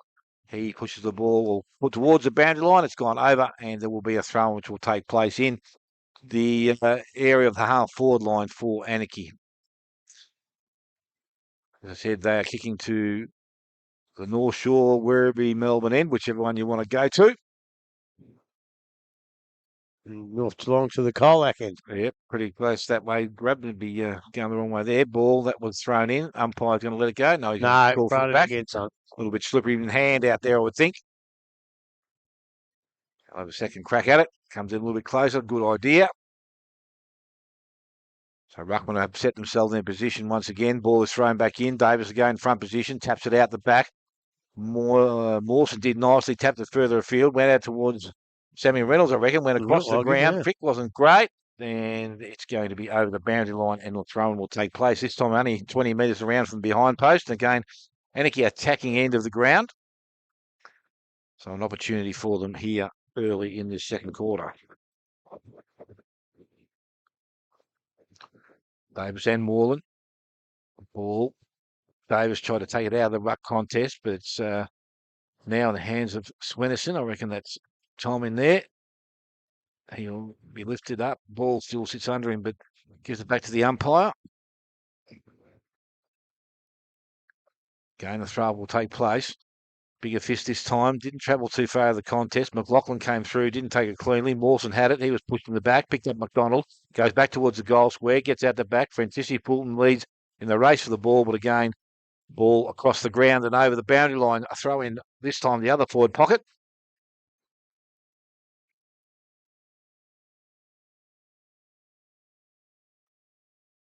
And the umpire comes in quite a distance to be throwing this ball back in. Goes to the front of the contest. This time Mawson. He's going to have to do it once again. what I don't understand is if you've got a little bouncer umpire with a slippery ball, why do they stand 25 metres back? I'm not too sure. The poor kid's got no hope of reaching Yep. that. Get in close That's to better him. try. He did well that time. Ball this time out of that contest, picked up by Jewel from that. Goes back towards the centre half back position. Mark not taken out there. This by Vandenberg. Ball comes to ground. Now it's going to be picked up. McLaughlin gets the ball out the back. Handball was okay. Put his teammate under a bit of pressure. Tackle laid there on a player trying to force his way through on Terros. And he is going to be held up with the umpire asking for it back. And again, they're just trying to work hard here, both sides. They'll be just taking metres as they can. Again, Davis up over the top. Ball comes back to him. Had the ball in his hands. Handball comes outside the contest. I reckon that may have been Van Dyke once again. Now in the hands. Well, he goes back to that same player and he kicks the ball back into their forward line. Runs over the back of the pack. This time back in the left-hand forward pocket.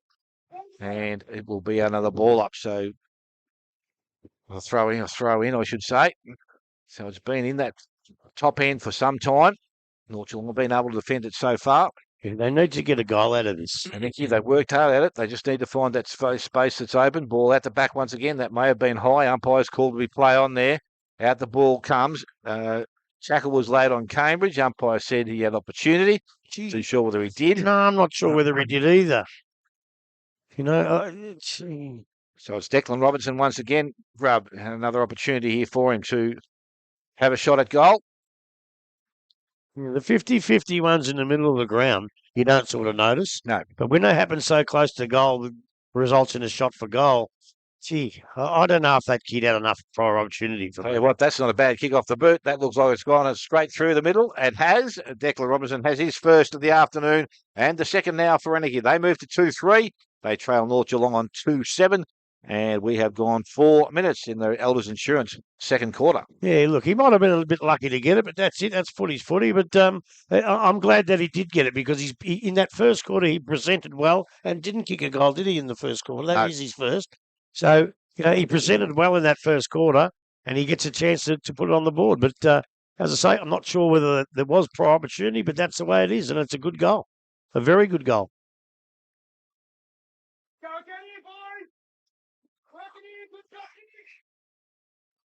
Okay. Ball back in the centre now. The big fellas go up. Moylan and Davis. Moylan might have got one there. Goes to Dalhouse. Gets a kick out of the centre. A kick off the ground. Let's come back to him, Gerard. He had a couple of goes there. I'm not giving him touches for them ones. I might give him one for the handball out the pack. Nobody can pick it up now as the ball's on the bottom of the pack. Umpire Chastawan, the other umpire there, is right on the ball and quickly says, give it to me. And up it goes again now. Davis, a little bit of a backhand tap. Gerard's at the foot of the ball, but so's about 7 other blokes. And the umpire surely's got to come in and say, give it to me. And that's exactly what he does. About centre half forward position. Anakie's attacking into the ground. Big punch by Moylan this time. Gets a good tap out. Over it comes to Mawson. Mawson handballs, unfortunately, to Charlie Farrell, who doesn't play for his side. Charlie Farrell gets on towards the boundary line. And the ball rolls over the line and out of bounds. And the umpire says, it is out in the full, is he?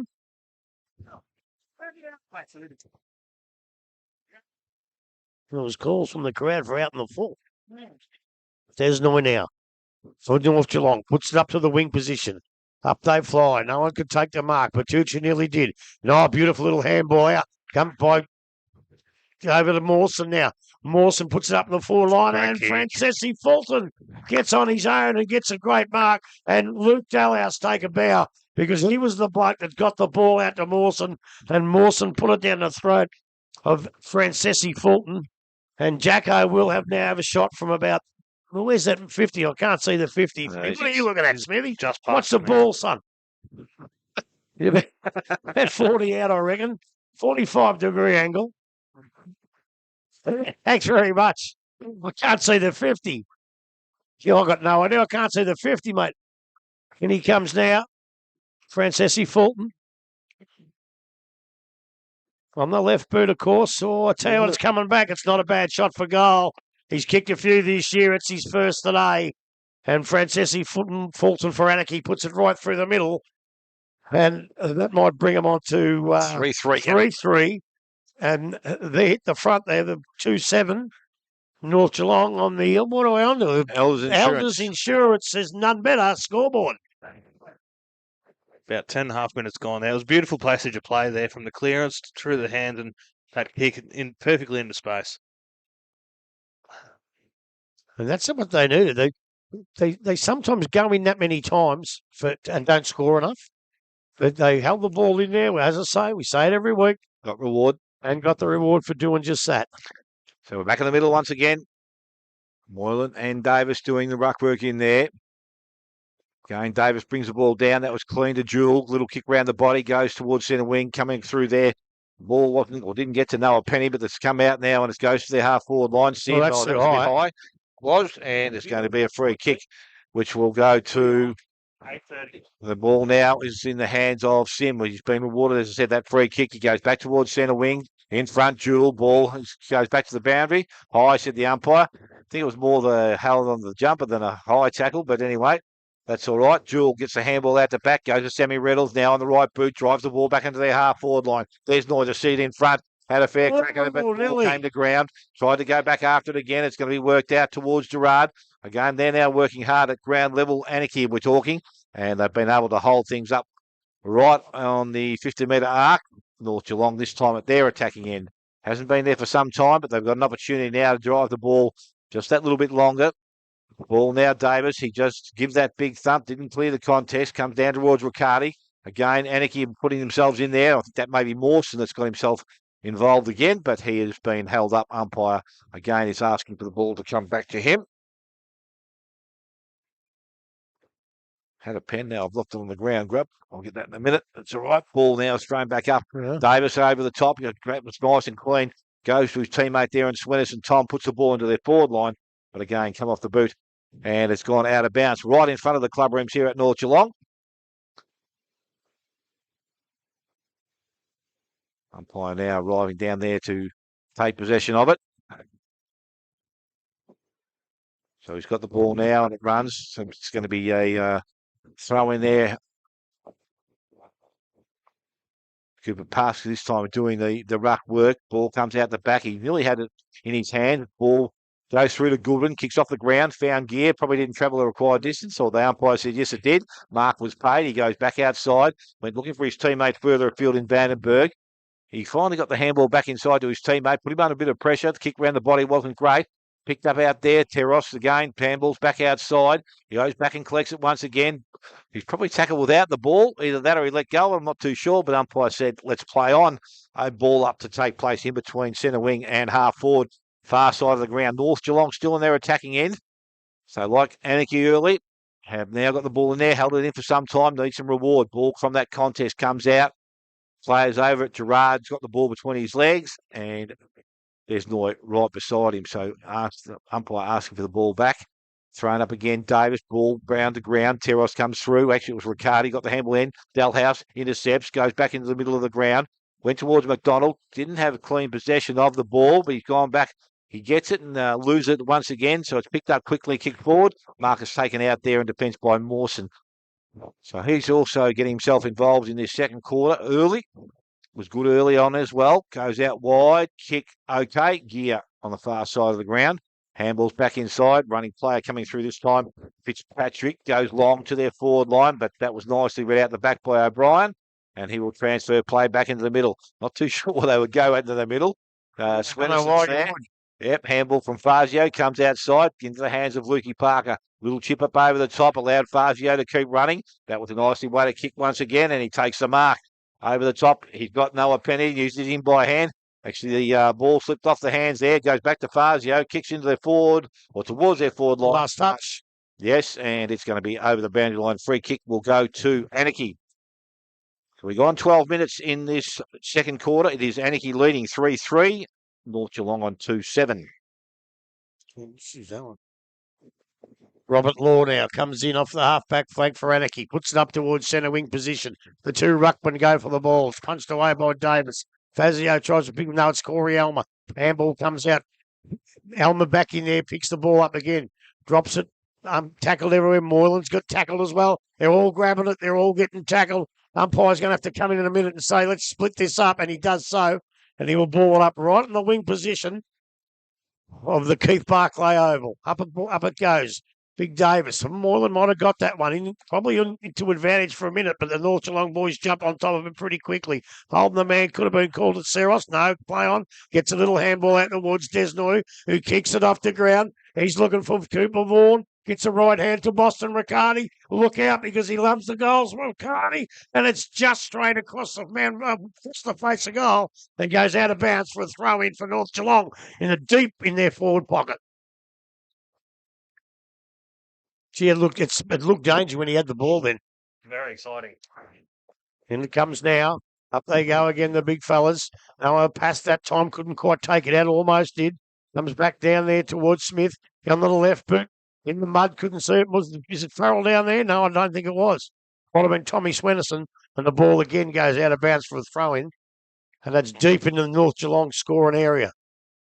At the club room's end of the ground where they're having an absolute birthday party in there for the 150th commemorative, whatever you call them. I'm starting to sound like Houston. Snubbles. Pass can't quite get to it. Gerard second to the ball. Wait for it again. Nearly got it. Pass gets flattened. Picked up out there by, I think that might have been McDonald. And the ball's gone back out to the umpire. And he says, I'll throw it in.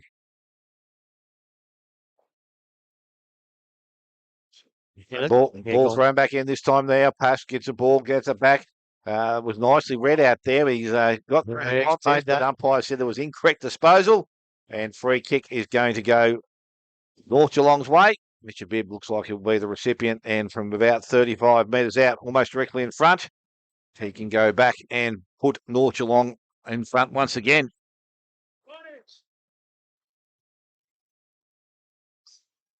So Richard Bibb.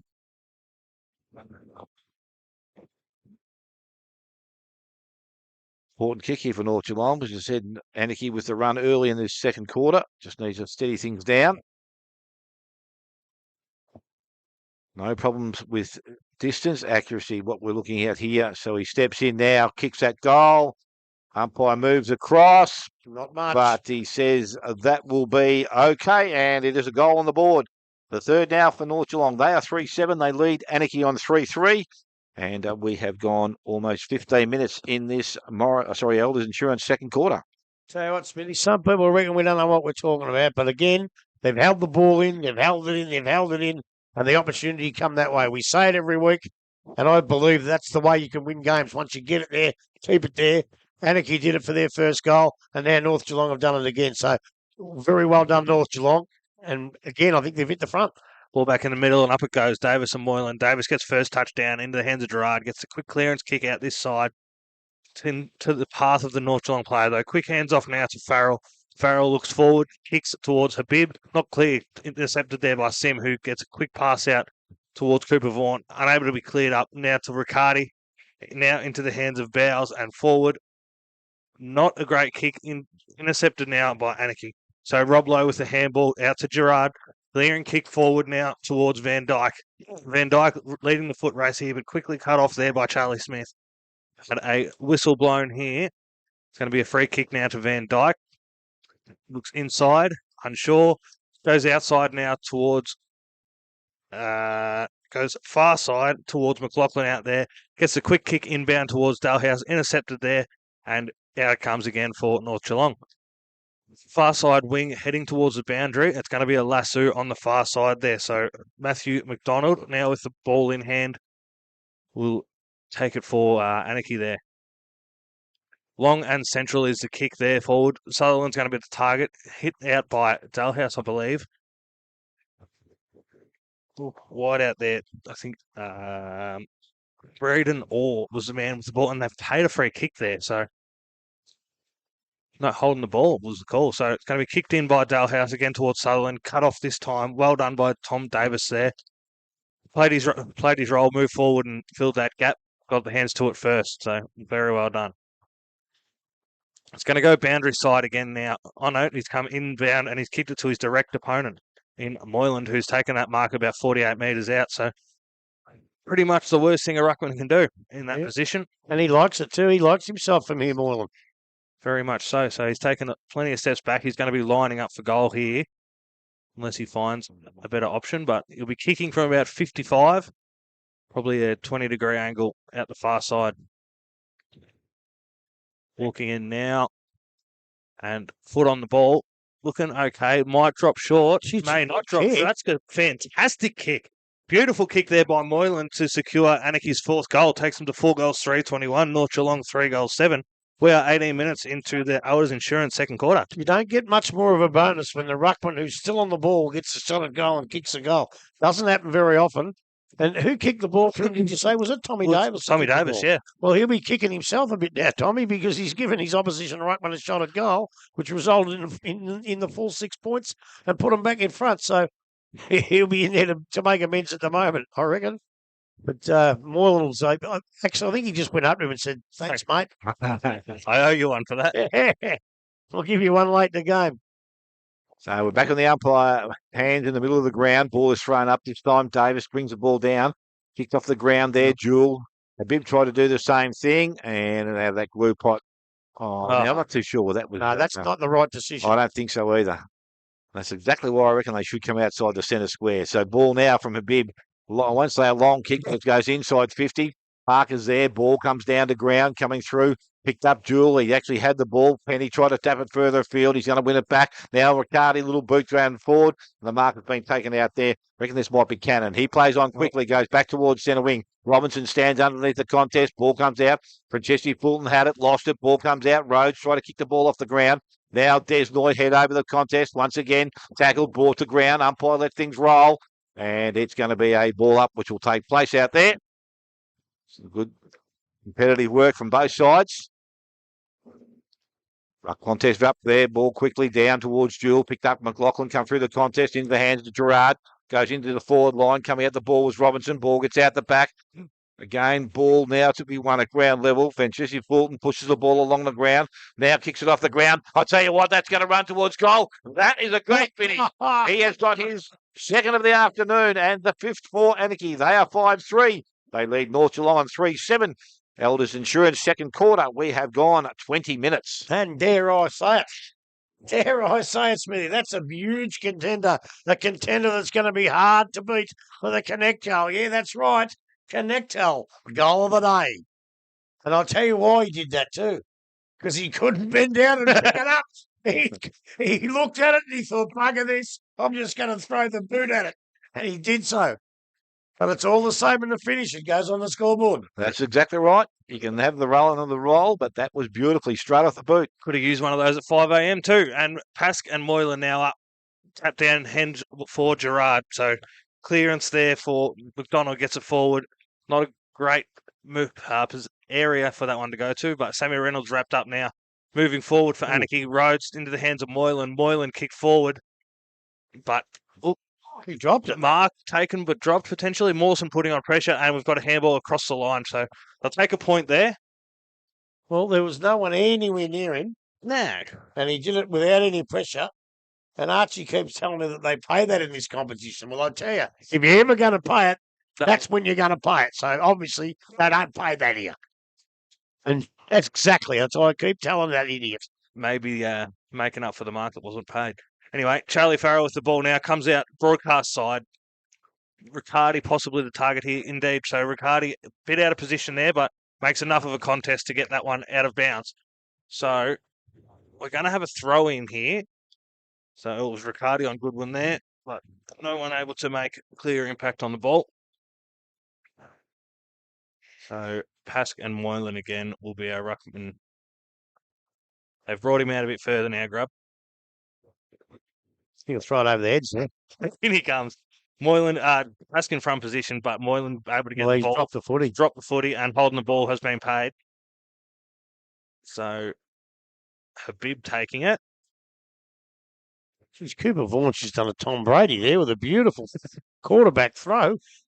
So Habib, not a great kick to benefit, but kicked out for Cambridge, who's going to come down the line. That's going to be very close.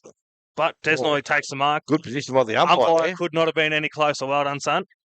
So Desnoy with the next touch now, calling for someone to move forward. Goes long down the line towards Fazio and Jewel over the back, though. So Irwin running onto that, but cut off again by the speed of Riccardi, who gets a big kick forward, a bit over the top, unable to be cleaned up by Bertucci. I'll tell you what it is. He was quick to recover. Did he kick that off the ground? Bertucci, no, he picked it up. Grabbed it. Picked it up and went bang. And I tell you what, a magnificent bit of class by Boston Riccardi to get it in. And there's another goal to North Geelong. Does that put them back in front? I can't see the score. No, 4-7, grabbed the 5-4. On the Elders Insurance scoreboard. That's it. Second quarter. I looked down for half a second and threw one for a goal. So well done there, Bertucci. That was a good kick from Boston Riccardi. And you see the pace that he attacked the ball with. There was no one could go anywhere near him. He just blasted him off the park. Back in the middle now. Up they go. Paskin, Moylan. Moylan gets it. He likes Davis not being in there. That extra height helps him out. The ball's kicked towards the wing position. Picked up there. Oh, he's caught with the ball. No, Rhodes it was. He got a handball away. It goes back to Pascoe now for North Geelong. Goes into the forward line. He's got a bloke on his own. No, he hasn't. Cooper Vaughan didn't quite take the mark. I thought the umpire played it, then said no. Don't know if you can do that, but the ball now hits the deck right on the 50-metre line. He's played a free kick to Anakie here, I think. Not quite sure what it was for. But Anakie will now relieve the pressure. And that's a terrible kick, but it goes to Gerard. Luck's of fortune. Gerard puts it up. There's a free kick against Anakie there, but not paid. Play on, says the umpire. All sorts of interference. Ball's kicked along the ground. It's travelling towards the boundary line on Anakie's half-forward flank. Beautiful handball. Out the back to Anakie. But out they come. The ball's missed by everybody.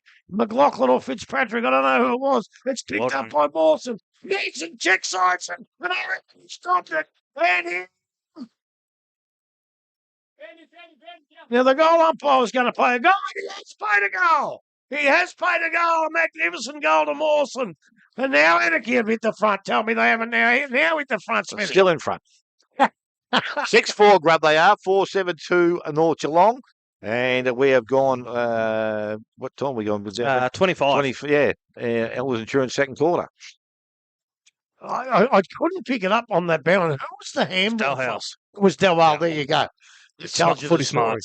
That tells you the story. There's not many blokes could have handballed that out into the advantage of their own teammates like he just did. That was a beautiful handball. And Mawson, I don't know, the ball rolled along the ground. It was so hard to pick it up. It was skidding. Talking about the ball, where is it? They haven't got it back yet. In the Probably in the power station over there. Anywhere from North Shore to Melbourne. Yeah. Well, if it's in that power station, they might ask you to go and get it, Smithy. And it was a bit of that class we spoke about pre-game from Dalhouse there. To certainly shine through, and Mawson able to get the another touch. ball into the ground now, so we're right. We're ready to. They've got the other one back too, by the way. So we might. I'll tell you what, you wouldn't, with the mud hole in the middle, you don't mind another ball there for a while. Nice fresh one to be starting things off. It'd be ideal. So up they go again. The two boys in ruck, Paskin, Moylan. Moylan gets the tap out. Again, it just lands in the glue pot. No one can get it out at this stage. They all jump on the ball. And the umpire says, let's have another crack at it.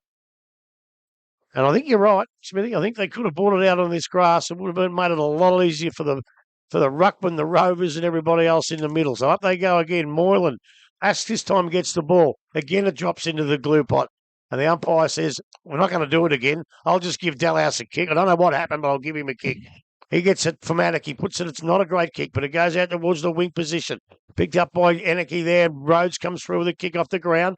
Nobody again can pick it up. Umpire says there's another free kick, and that's going to go to Rhodes. It could be 50. No, it's not going to go to Rhodes. It's going to go out there to McDonald, I think, young Nathan McDonald.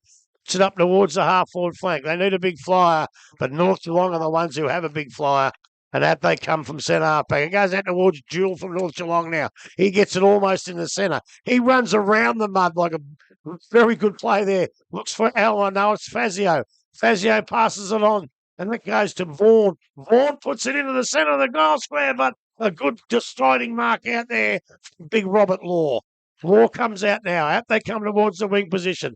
Moylan gets a bit of a push. Umpire said he didn't. Over they go now. Gilmore gets on the ground. Tries to handball up, but it's sharked beautifully by Habib. Funny little kick. Doesn't go 15 metres. And the umpire says, give it to me, and I'll throw it up yet again. And you two shut up for a minute because the ball's still here. I'm keeping on going because I can see. Umpire comes in, throws the ball up. Boys in ruck again. This time Pask gets the ball, but he was shepherded, and Pask will take the free kick, and he'll be just outside, inside the centre square, on the wing position, right in front of our contribution. Pask from North Geelong. Set into the square, or centre forward, and young Sim takes a good mark. So Sim now has the ball. He's about 35 out from his defensive goal. And he's just settled things down. Now he's just a little short chip across the ground. That'll be okay. Mark's still taken. They play possession footy. Further afield, McDonald just inside the field of play. Takes it.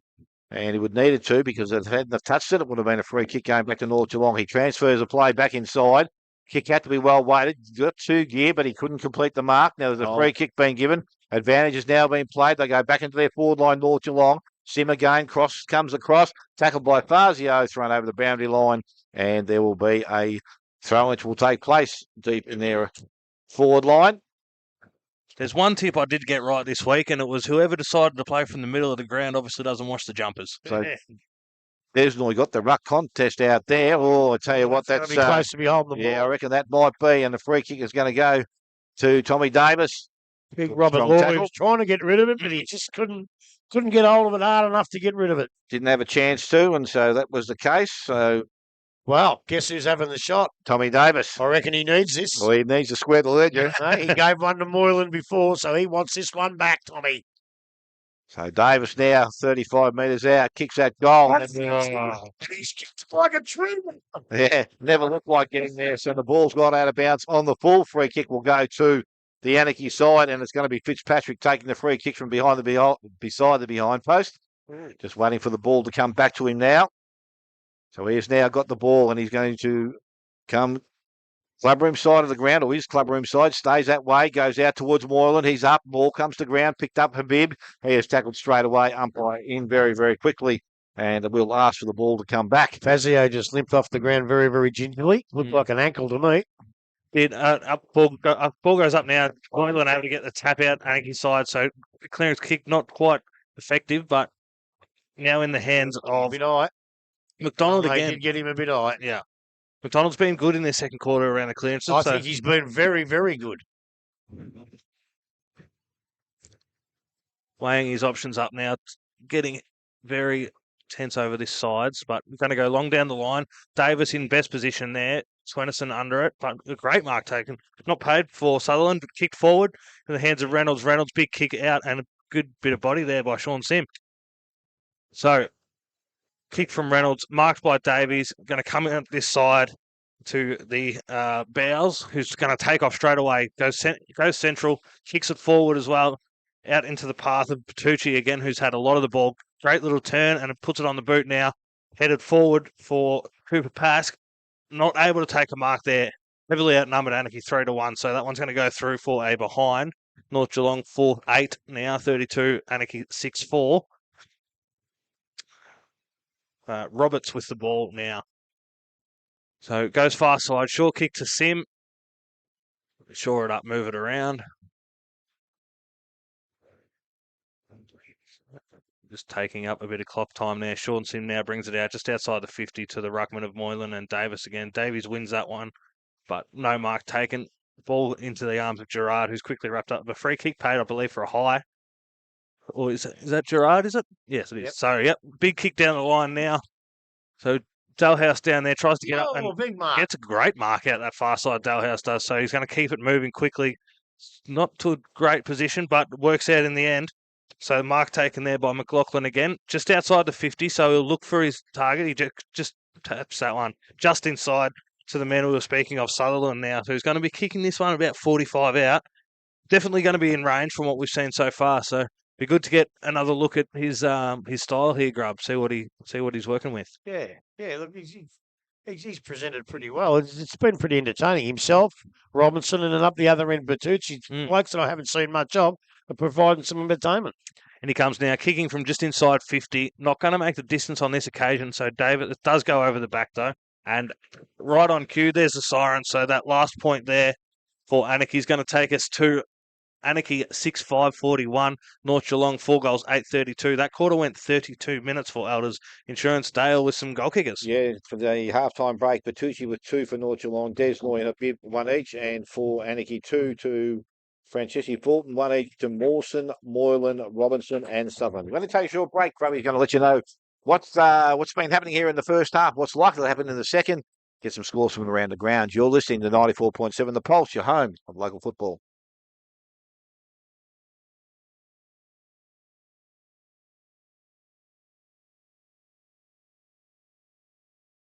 Read the Play round is here, and this weekend we are asking our community to get behind the work that happens beyond the game. Read the Play delivers free mental health and wellbeing programs for young people across local sport. Every donation, big or small, helps keep these programs free for clubs, families and young people. So this weekend, please donate to Read the Play and help support young people in sport and beyond.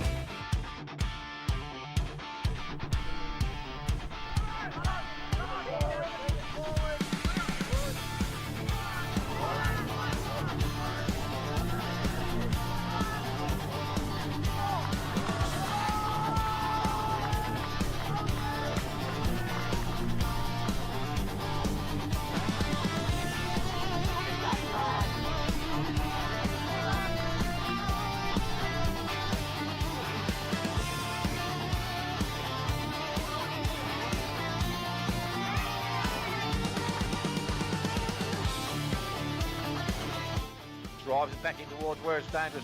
Steele couldn't take clean possession. Ball alive still. Mulville over the top. Crombie through mid-hand.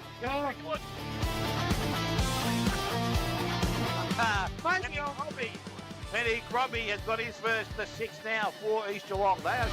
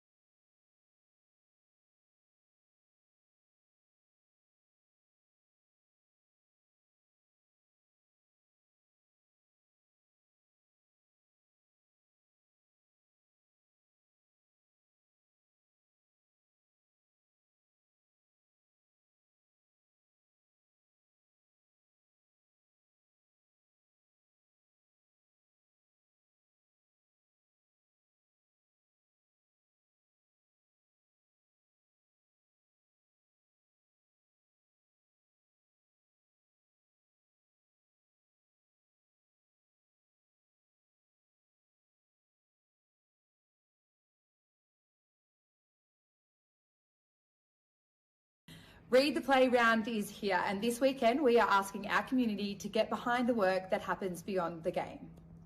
Read the Play delivers free mental health and wellbeing programs for young people across local sport. Every donation, big or small, helps keep these programs free for clubs, families and young people. So this weekend, please donate to Read the Play and help support young people in sport and beyond.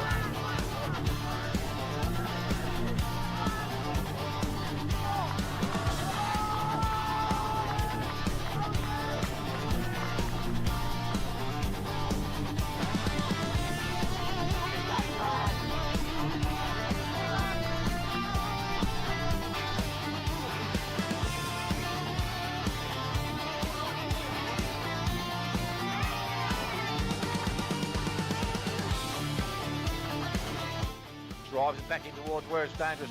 Steele couldn't take clean possession. Ball alive still. Mulville over the top. Crombie through mid-hand.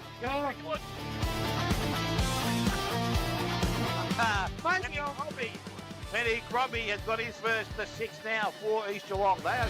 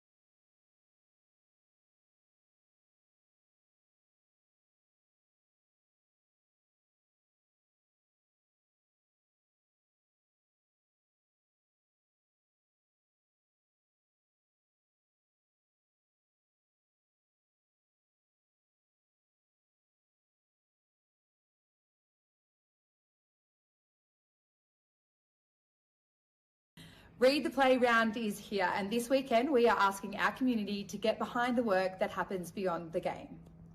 Read the Play delivers free mental health and wellbeing programs for young people across local sport. Every donation, big or small, helps keep these programs free for clubs, families and young people. So this weekend, please donate to Read the Play and help support young people in sport and beyond.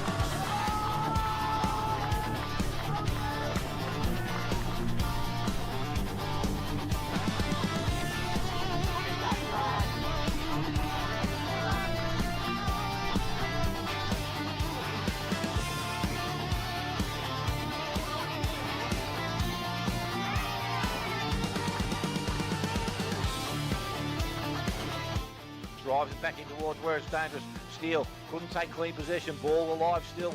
Mulville over the top. Crombie through mid-hand.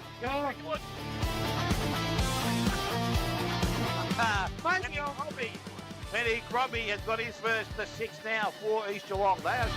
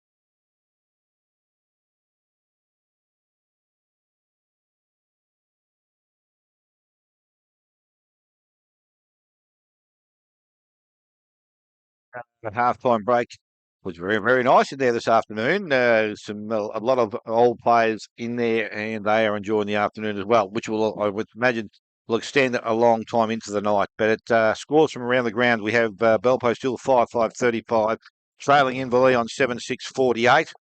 East Geelong 8-8-56, Thompson 3-3-21. Belmont Lions 7-10-52, Corio 5-6-36. So a good game out there. Bannockburn 5-7-34, trail Winchelsea side 8-6-54. So Winchelsea playing also some good footy. And as I said, Werribee and the Giants, they do play a little bit later on this afternoon. Unfortunately, Grubby hasn't blessed us with his presence here after the halftime break. He must be still enjoying that. Tyler, I'll give a little chance to you just to throw to you, and you can tell us what you've seen so far. And obviously, North Geelong had a few opportunities in that first quarter, didn't make the most of them, but Anakie have definitely made them pay in the second. Yeah, and we've spoken to a few people at halftime. Really impressed by the quality of the game we've had so far, given the circumstances, given the rain, the wind. there's still been some high quality possession going on, some great kicks to space. But yeah, look, a few people that have really picked my eye so far. Obviously, Riccardi with his run and dash, able to. I think even in that second quarter, there was balls that we almost thought were going to go out of bounds. He appeared out of nowhere and got that clearing kick. And then for Anakie, I think McDonald's been fantastic. Not a name that I knew pre-game, but yeah, he's been really good at similar, being able to get into those clearances and work the congestion. So players starting to move into position now, so we're not going to be too far away to see what this second quarter brings. But obviously, close scores so far: North 4-8-32, Anakie 6-5-41. And now leading into the P&R Foods third quarter. Yes, third quarter, as I said, not too far away from starting here. See Desnoy coming to the bench. Farcio looks like he's moving just a little bit better than he was when he left the ground just before half time. Yeah, it looked like a bit of an ankle concern there, but the bench quickly telling him to go through the interchange gate, so they wanted to get him back out there. Umpires are in the middle of the ground. A few spectators still just waiting to be ushered out the gate, and we will have play underway very, very shortly.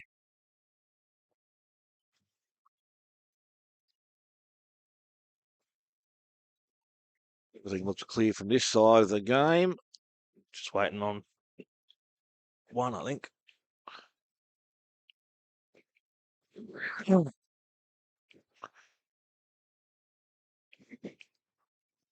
Some of the Anakie faithful.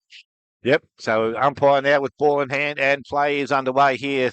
Start of the third quarter, Anakie, that little break. The first tap goes to Jewel. Jewel, he had a fresh area there. Moreland says he's going to pick the ball up, but it's going to be a free kick and it's going to go to Mawson. So Josh Mawson right in the middle of the ground. He decides to run sideways to get out of that glue pot. Then the ball comes out of his hand. Now he picks it up, got the handball away over the top to Sim.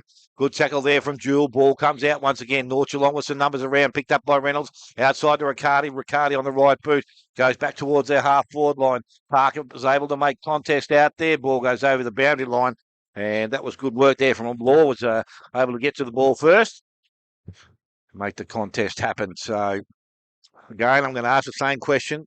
I don't know why they can't bring the ball outside that middle contest. Doesn't help the umpires, doesn't help either side. It's not going to help us when we can't see numbers on backs either.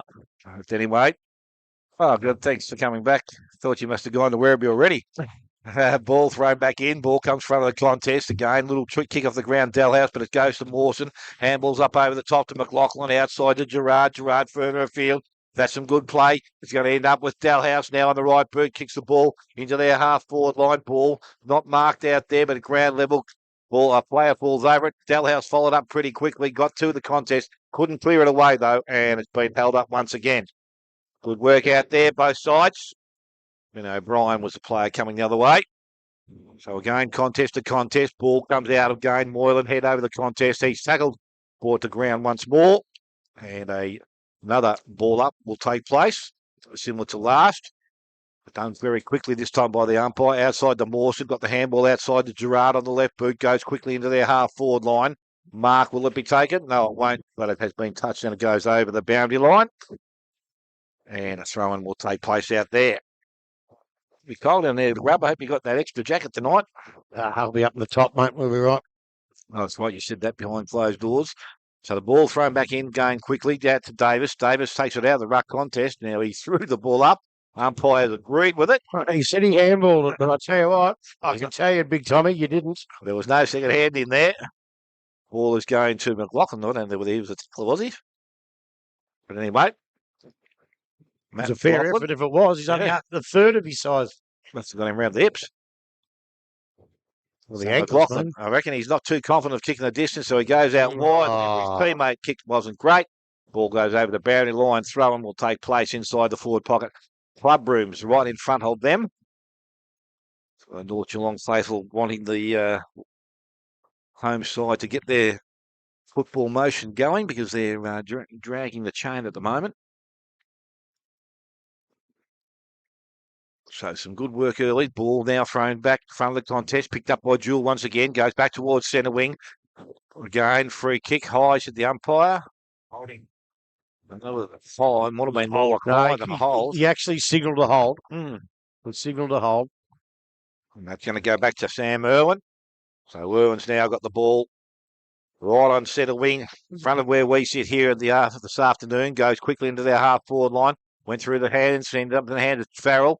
Thought he might have had that as clean possession, but it must have been touched in front by McLaughlin. So the umpire will ask for it back right on forward 50. Umpire throws it up once again. This time, big tap out there by Davis outside Mawson. Kept the ball alive. Did that nicely into the hands. Well, that's sling tackle. That's definitely a sling tackle. His head hit the ground, and I've never been a big fan of these sling tackles because that's how we got brought up. But in today's game, that is definitely a free kick. And I tell you, it will be looked at by the match review panel. I can tell you that. It will be looked at. Whether or not they do anything about it, I don't know. So that's just stupid. Now he's reversed it.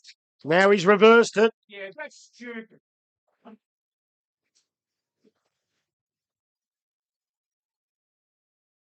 I think this kid's in a bit of trouble. Yeah, he's not feeling great. Young McDonald it is too. We hope he gets himself up and going. Well, he'd be unhappy when he finds out that he put the hard work in and got flattened, and the other blokes got the free kick taken off him. He won't be too happy with that, and I wouldn't be either. That was silly. There's certain things in footy that you really got to be disciplined about, and that was one of them, especially when you're just in front in a close game. You know, he gets that free kick, and it's in the teeth of goals. Now it's going to be back on the wing.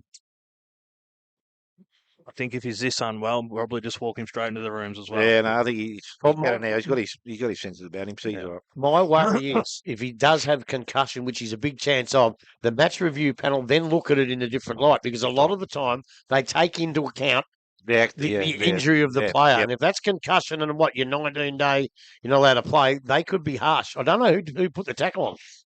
Well, Jackson Jewell. It was Joe Julesy, was it? Yeah. Okay. Yeah, and that's what they were having a go at him. All right. So he's won the free kick back. So Jewell now has the ball on the half-back line for North Geelong. He kicks long towards centre wing. Ask will rise. Ball now comes out. Desnoy quick. Boot goes forward into the hands or went towards his teammate. And Bertucci couldn't take it up cleanly. Anakie's defence has been holding up so far. Through it. And umpire has seen that. That's a good call. And the free kick will go to Seros. So he's well outside his range here. He's looking for some options. Goes across the ground. Short kick. That will be okay. Mark taken out there, this time by Smith. So he's just outside 50 again. Again, still a testing kick with ball and conditions. So he decides to chip out wide. That was a good kick. Went out towards Pat. Just in front of him, it's going to run towards the boundary line and go over. So a throw-in will take place 20 around from the behind post.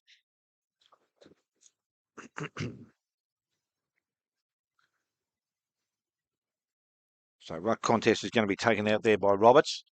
Pass doing the ruck work for North Geelong. Roberts actually fell to the ground, put the ball in front of himself, but it's gone back underneath a couple of players. Sim was one of those. Hands the ball back to the umpire. Throw up to take place. So again, it's thrown up very quickly. Taken out of the ruck contest and tackled straight away. No prior opportunity there. Good call, umpire.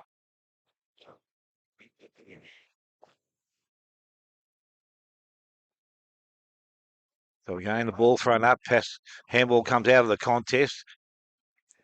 North Geelong trying to keep the ball in there, but Gerard emerges with it, got the handball back inside to his teammate Dalhouse, got around one, steps now, and kicks the ball outside 50. After it's been taken. Yep, so it's going to go down the ground, and it's going to be a free kick, and it will go back.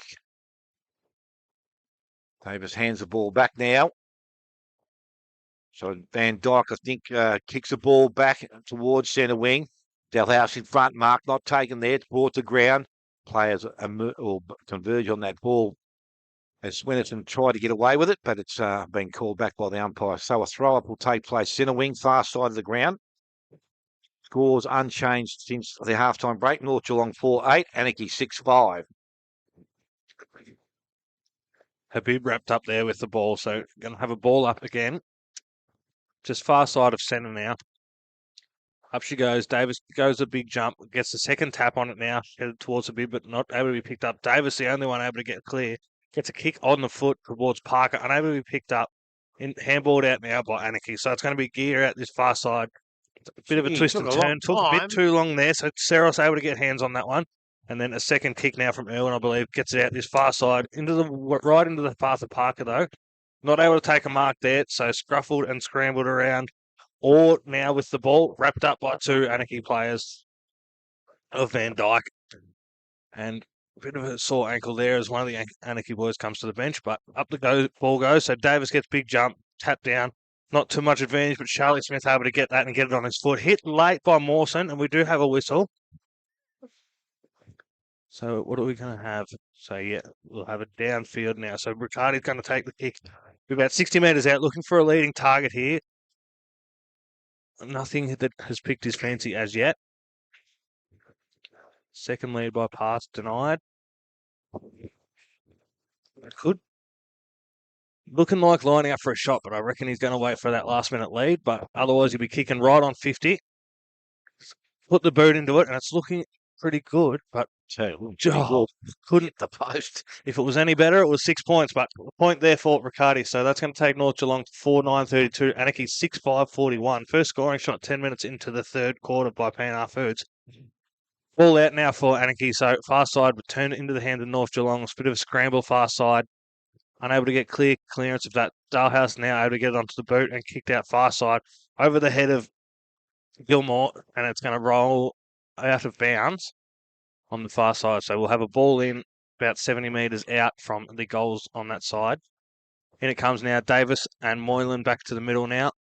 Davis had the body there over Moylan, got the clearance, but unable to get clear contact with the ball. So it's hit the deck and been wrapped up pretty quickly. So ball up. Davis with a push forwards, got it inside that forward 50 now. Riccardi with the early work on his opponent, able to get hands there, and he's put that through for an absolute hurler from 45 out. Did all the body work early to get that work done. It's going to take North Geelong now to 5 goals, 38. Anakie 6-5-41. We are 10 minutes into the P&R Foods second quarter score. I tell you what, when it's very scrambly and people can't pick the ball up and they're kicking along the ground and tap in front of him, this kid gets it and kicks a thing like that. It just shows that he's got a ton of class. And North Geelong needed that too, because I still believe they've got that slight bruise, although the flags have dropped a fair bit. And I still reckon they need a couple more. Anakie playing pretty good footy, but North Geelong just kicked the goals at the right time. Yep, some work still to be done. Ball back in the middle. Ball comes out there, straight into the hands of Jewel once again. So a clearance comes out, goes out wide. Mark won't be taken out the far side, but the recovery was pretty good out there by Teros. Goes around, put himself under a little bit of pressure, but now at ground level, needs to win it back again, but Sim emerges with it, goes the handball outside to Moylan. Moylan, long kick from the fence, goes in towards the half-forward line. That was, again, good clear pick-up.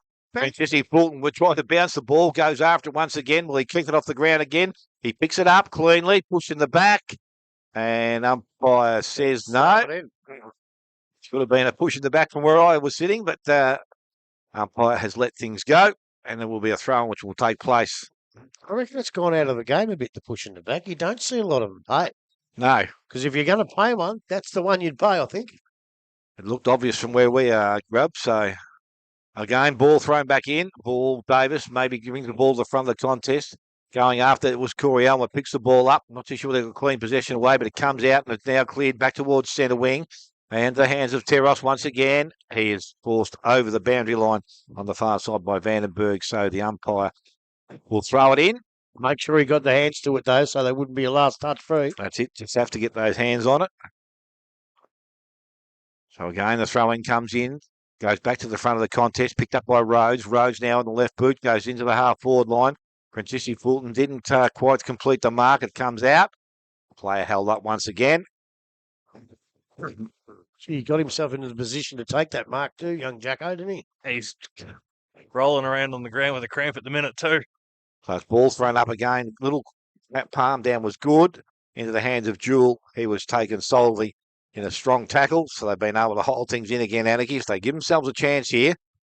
Moylan this time down. Jewel through the contest. Again, kept going with the ball. Umpires call the play on. And again, tackle laid. Umpire will call for it back. So the free kick this time given against Jewel. He's done something stupid. That's going to go to Brad Gerard, I reckon. That was a trailing umpire once again. So Brad Gerard wins the free kick now and plays on, goes quickly into their forward line. Ball, Mark not taken out there again at ground level. Davis tries to tap the ball or keep it alive.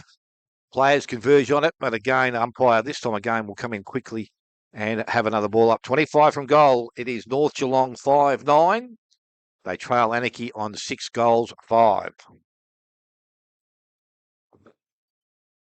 Up we go now, and down in front, Gerard, unable to get clean possession, wrapped up quickly by Swinnerton there. Free kick paid there in the back, so it's going to be a free kick now for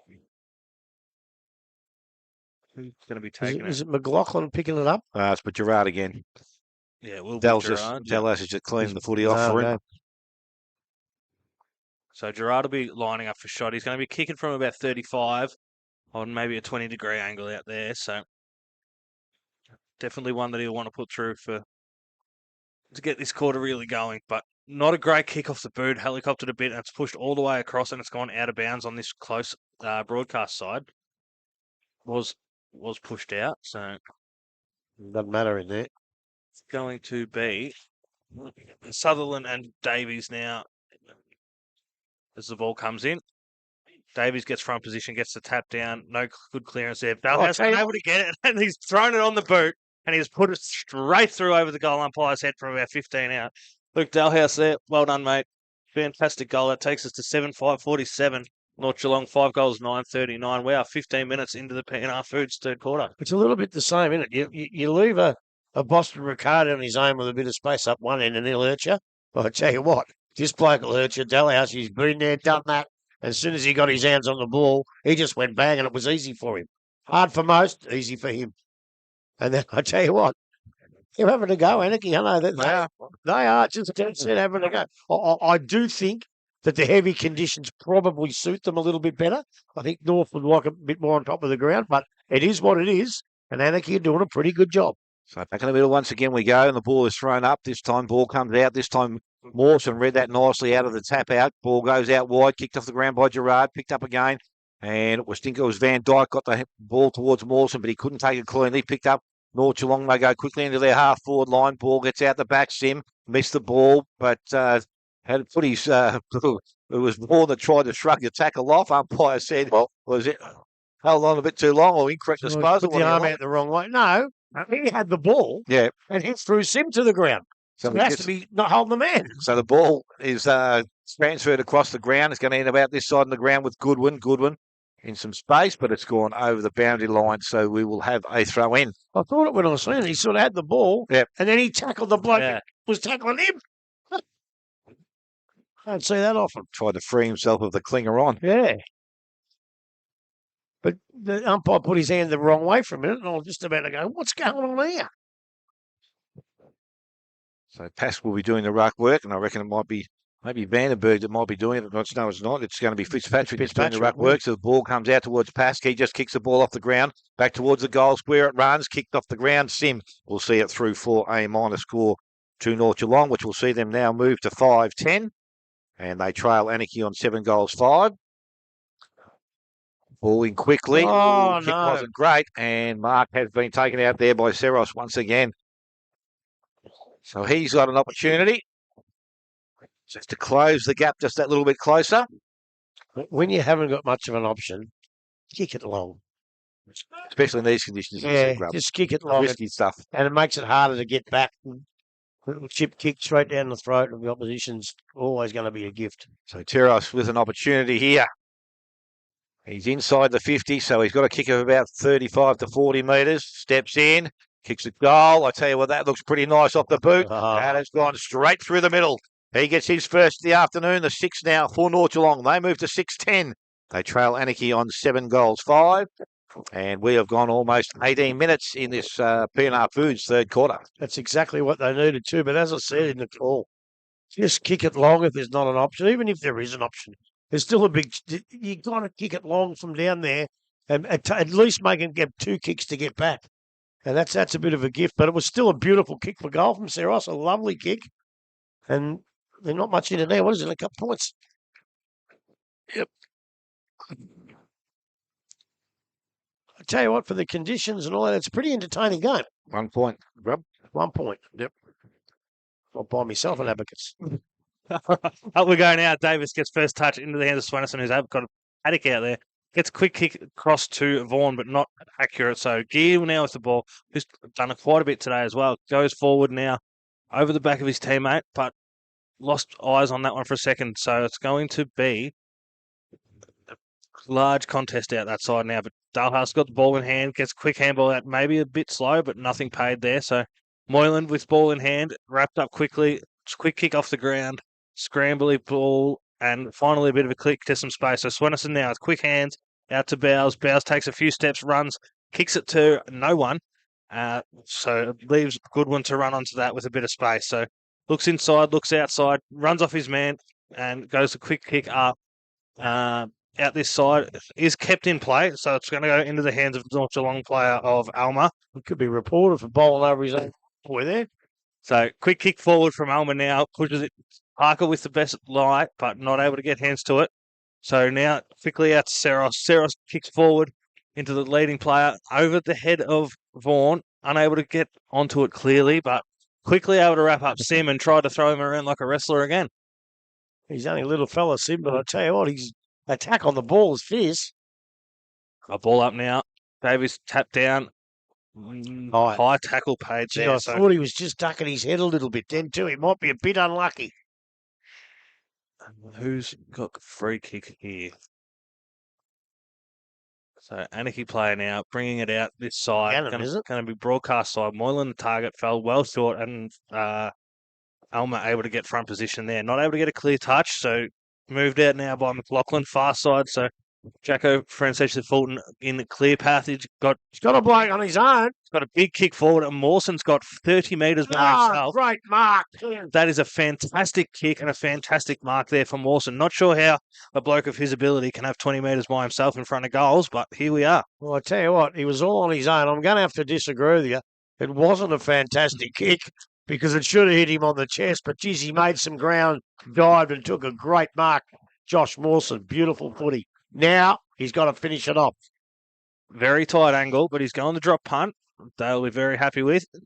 Well, he should have went the other way, I think. Yeah, absolutely should have. Fell well short and was not accurate at all. But Davis first hands to it and then taken across the line for Alma there. So it's going to take Anakie to 7:6:48. North Geelong 6:10:46. We are 20 minutes into the third quarter here. Brought to you by P&R Foods. Missed an opportunity there. Yeah, obviously the ball maybe just that heavy, but wasn't a long kick. You would think a bloke of his ability would have been able to manage that. But it's going to be Swenison bringing the ball back in from the fullback position, decide to club room side of the ground, goes out the back.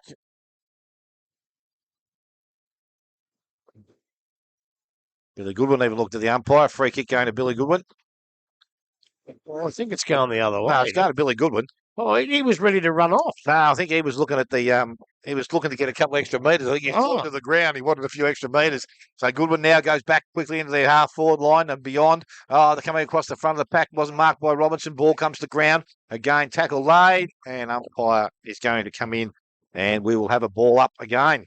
So they've persevered in their Anakie. They've done pretty well, being able to hold the ball in. Just need to, again, make some inroads to here. Picked up Swennis, a little kick up over the top, goes towards Farrell, runs out of defence, did that pretty well too. Charlie Farrell picked the ball up and did quickly boot the ball, kicked it a bit along into their half-forward line, coming across Elmer, left the ball behind, picked up and cleared away. This time by Fitzpatrick, goes back inside 50. Swenison read that nicely. That sack goes back outside, looking towards his brother. Touch ball umpire now. It's back towards the boundary line. Will it go over?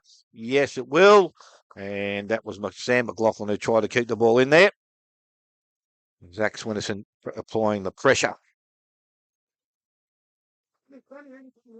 Being close enough will it be good enough, or they want to have some sort of lead? We'll soon find out. Pass taps the ball back to front of the contest.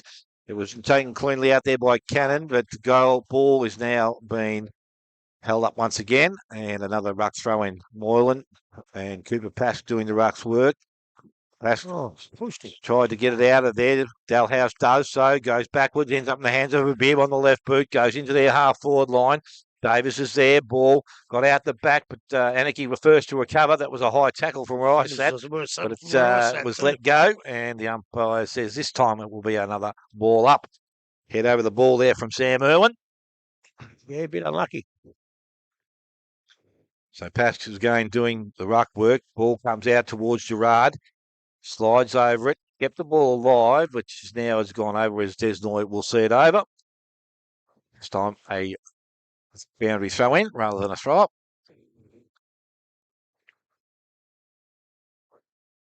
So Moreland's battled pretty tirelessly against both ruckmen today. They're still going. So it's thrown back in. Front position, Moreland taps the ball out, goes to Parker, try to feed it out the back towards Pask, ends up in the hands of the opposition there, and Fitzpatrick brings the ball back towards centre wing, picked up by Jewell, nicely done. Handball goes over the top, missed, goes to Dalhouse, he's brought to ground, hands of McLaughlin, outside to Gerard, he's tackled, ball comes out in the tackle, and umpire was going to ask for a ball to come back to him, so a throw up just inside the centre square. Still the attacking end for North Geelong, so they've got an option here to get the ball moving, yet they can't clear the pack. Ash did so. Little kick off the ground was good. Riccardi on the left boot. Goes back towards goal. Can't bring it back this time. And the ball has gone out of bounds. Is it on the full? I think it is, I think. Free kick will go to the Anakie side. Rob Law. Yeah. Right beside the behind post. So he's called to play on now by the umpire and takes every bit of ground he can. A long kick outside. Farrell's behind, brings ball to ground, reading it nicely. Hands goes over the top. Went back looking for a bib, couldn't take it. Dalhouse works his way through the contest into hands of Gerard, back towards centre wing. Again, ball runs free. Picked up out there by Smith. He puts his teammate under pressure over Brian. He's jumped upon. Umpire said maybe he was a little bit lucky there, possibly. He might have been, but gee, what can you do? You in the conditions, in the conditions. So ball pass goes out towards Bibb again. Got the handball away to Desnoy over the top. Very smart hands in the hands now of Smith, and he runs and kicks into their half forward line. At the back, Mrs. Davis goes through the contest. Out the back, Fitzpatrick runs onto it, able to evade the player coming at him and kicks back inside, but Elmer read that nicely and take the mark. Hands off quickly. Desnoy, long boot goes long in towards their forward line. Vaughan out the back. Nicely marked. And we'll say that was a good kick. I think he might have been going for goal, but we'll give him every bit of it we can give him. And Cooper Vaughan is now an opportunity to put North Geelong in front. Well, when a bloke like Cooper Vaughan is behind a bloke like Sim, the best thing you do is put it high and just over. We're going around the body again, Grub. Right? We're going, you keep going, you're right. Yeah.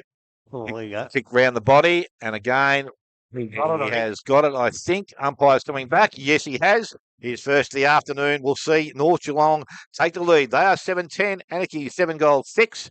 And we have gone, I reckon about 20 minutes, 26 minutes, is it? In this P&R Foods third quarter. Well, I think they've lifted. They're playing a little bit better. But as I say, when you've got a bloke who can mark a footy like Cooper Vaughan and he's sitting behind Sim, the best thing to do is put it in the air because it makes it so much harder. And from that point of view, the round the body from that angle, I agree with that. I've got no problems with that one there when you're on a tight angle. Well, he's a right footer. The other way, I can agree with that one. Yeah. Yes. Or the banana. So what? Banana. Righto, ball back in the middle. That Tommy Davis back in there, is it? Up they go. He tries to grab it out of the ruck. He does grab it out of the ruck, and there's a kick. Goes towards the half-forward flank positions, picked up by Anakie. Gets to Gerard. Gerard, a nice little kick over towards the wing, and Mawson from Anakie takes the mark. He's got a player running past in Rhodes. Finally does pick it up. Has a bit of a run. Goes on the left boot, puts it into the half-forward flank, and up they go over the head. No one can take the mark. The ball hits the deck. Gets tackled there. The North Geelong boy over the line, and the boundary umpire says, give it to me and I'll throw it in. And all of a sudden, Anakie put a little bit of a spurt on. This is entertaining. Both sides having a real crack. Umpire throws it in now. Let's have a good one. And he does too. It's a beautiful big throw. It's made too big for him. No one can pick it up now. It bounces along the ground. Gerard's in there. So is everybody else, unfortunately. The umpire says, again, I'll have to bounce. I was going to say bounce, but you won't be bouncing it out there today. Umpire Dave Chasson done a fantastic job. Up it goes in the air. Oh, Moreland probably takes the knockout honours in that one. Ball rolls towards the boundary line. Mawson was in front, but was dispossessed. Ball goes down towards the half-forward flank, and that's a beautiful mark there. Who's that? Is that Cooper Vaughan again, is it? Cooper Vaughan for North Geelong puts in the goal square. What a kick. Oh, just outside the goal square, I should say. And young Boston Riccardi read it beautifully. And he'll have another shot for goal. How many's he kicked? He's kicked the one or the two? Boston Just was the one. So he's going for he runs around, goes bang. Umpire, it's very, very close, but I think he might have snuck it in. And he has snuck it in. And North Geelong now. Wow, that was a beautiful bit of play ball North from the centre of the ground. And what do they move on to? I can't see the box. 8-10 now, Grub, to 7-6. 8-10 to 7-6. And that gives them a little bit of breathing space. They may need it in this last quarter. But again, they've just started to play that little bit better football. And Anakie needs to go with them. How long gone? 28. 28 minutes. They've pretty much got to hold on, Anakie. I don't know if they need to kick another one. They've got to hold on to give them a big attack in the last quarter. Little bit of time with McDonald too being off. It was too, yeah. So, and North, I think, got to go the other way. North have got to try and sneak another one. And with play like that, I think they can. Umpire comes in now. The big fella Davis. He'll get the tap. That's not a tap out. He smashes it to centre half forward for North Geelong. Picked up by Seros. Seros on the right boot. There, wait, one another one North. Up they go. Punched away. The Anakie defence go in hard with Irwin. He picks it up, gets a handball back. So puts it out the woods of Barron. It's going to be a North Geelong kick. Let's see whatever you want, but it's a mark. Got a bit of time now. Puts it back in towards the forward pocket. Up they go. No one can take the mark. And the ball rolls over the line and out of bounds, but still in a very attacking position for the North Geelong Footy Club. So what do? You go and stand on Boston Riccardi for a start. In it comes. Up they go. Ball hits the deck. It's picked up by, that's Tommy Swenderson. He's had a shot for goal. It's Lukey Parker. Actually, sorry, Lukey. My favourite all-time player, and I get him unbelievable. But he's missed it anyhow, so no matter. Lukey Roberts played a pretty good game, Luke. He wants the long kick, and he gives it to her too. But unfortunately, it goes straight down Tommy Davis's throat. Too far out for him to score, but he's taking a bit of time. Gets a handball over to Farrell. Farrell goes the short kick, and it's a beautiful kick. A beautiful little kick. Riccardi against I think it is Boston Riccardi. I was just waiting to turn, but I think it's Boston Riccardi. And if anyone can kick it for me, he can. He's probably Vaughan. It is Vaughan, is it? Yeah. They've both got the orange boots on. Yeah, I know. That's what I was looking at. I spotted Boston over here. That's what I was looking at. Problem is, this bloke's size 7, so he comes Vaughan. Had a pretty good game in the interleague game. Good young player. Lines them up. Puts the boot in. He kicks it high. He kicks it long. He kicks it straight. And he puts it right through the middle. And North Geelong are on the hop. North Geelong now move on to Smithy. 9-11, Grub. 7-6 to Anakie. Is that enough? They may even have time to get another one. So 31 minutes into the P&R Foods third quarter, and what a display of class from North Geelong. The last two movements out of the middle really showed their class of last year, really. We're able to get those clear possessions, clean kicks, great marks going forward. I don't know what Moylan's got to do, but rather than, he's just got to spoil something, because at the moment, the taps are going to Davis. He's put it on the chest of his teammates. He's really turned it up this quarter, and up they go again. Davis with another tap. Down to Mawson this time. Swenderson able to get under it. No clear movement there. It's coming into the hands of Cannon. We'll have a free kick given to Swenderson, maybe for a push, I would be taking. Jeez, there wasn't much in it either, but it was there. It was there. No one on the mark, so Swenderson will go for a run through the mud pit. Puts it forward now. Not to any real advantage, but moving around. Who is going to get under there first? Waiting for a whistle with that pack going on. So Pask and Moylan with the hands up this time. And Pask able to get better position there. Early use of the body, gets a good tap out towards Vaughan. Another handball out to Bowers, who gets a big kick forward. Not accurate on this occasion, though. So was that out of bounds on the floor? No, just out of bounds, I think. Oh, it must have been, yes. No, it's on the full. It's an Anakie kick. Yeah. Out of bounds on the full there. I believe it's Irwin with the kick in. Goes far side to the pack out there. Oh, big jump by Davis, but bit overzealous in that one. So Pascal able to get the mark out the back. Wants to send it in deep quickly. knows the time is running out here in this third quarter. No clear mark there. Handball quickly taken there by Lowe. Gets the second hands out, but quickly wrapped up. And we're going to have it taken over the line. About 10 metres around from the North Geelong goal this time. They've just got to hold on here, Anakie, and just bottle it up and hold on. Out it comes to Sutherland. And pass, no clear taker. Sutherland with ball in hand. Quickly wrapped up again. So we'll have a quick whistle on that occasion. Ball straight up. So Pass grabs it out of the ruck, throws it straight on the boot. Comes a bit wide this occasion, and it's going to be out of bounds on the full.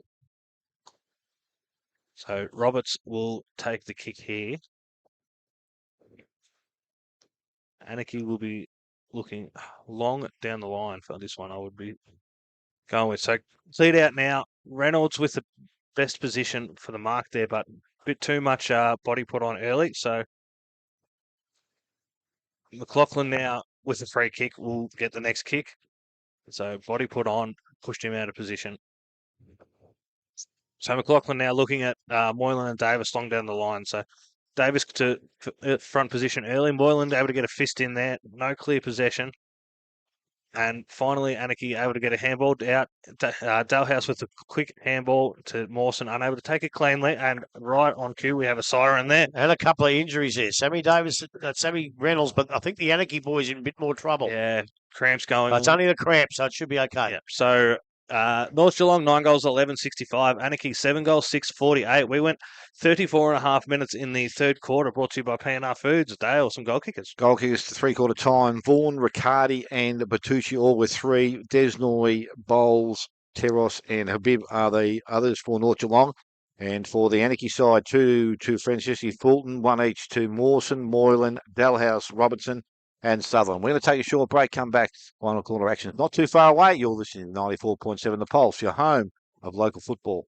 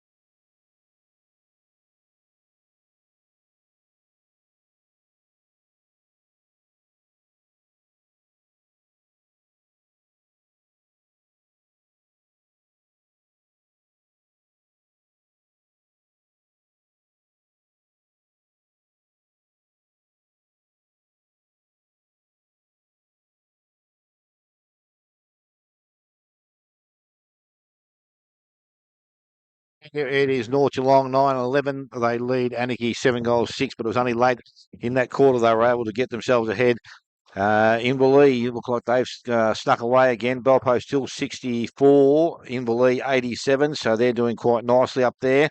East Geelong 80, Lee Thompson 28, Belmont Lions 108, Corio 56, and Bannockburn 45, Trail Winchelsea on 76 with a game to come later this evening. But North Geelong probably have done enough in that third quarter, obviously, to give themselves a lead, but will it be enough, Grub, to get them over the line? Well, I don't know if they did enough for the quarter. They did enough in the last 6 or 7 minutes of the quarter where they really damaged Anakie. Anakie were holding on for dear life, playing reasonable footy, and I think they were looking at maybe even a lead or just marginally behind, and now they've got to kick a couple of goals early.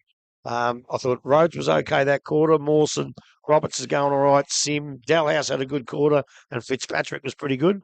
Vaughan for North Geelong, Riccardi again, Farrell, Desnoy had a pretty good quarter. Jewell, Corey Elmer come into the game, was his best quarter for the game.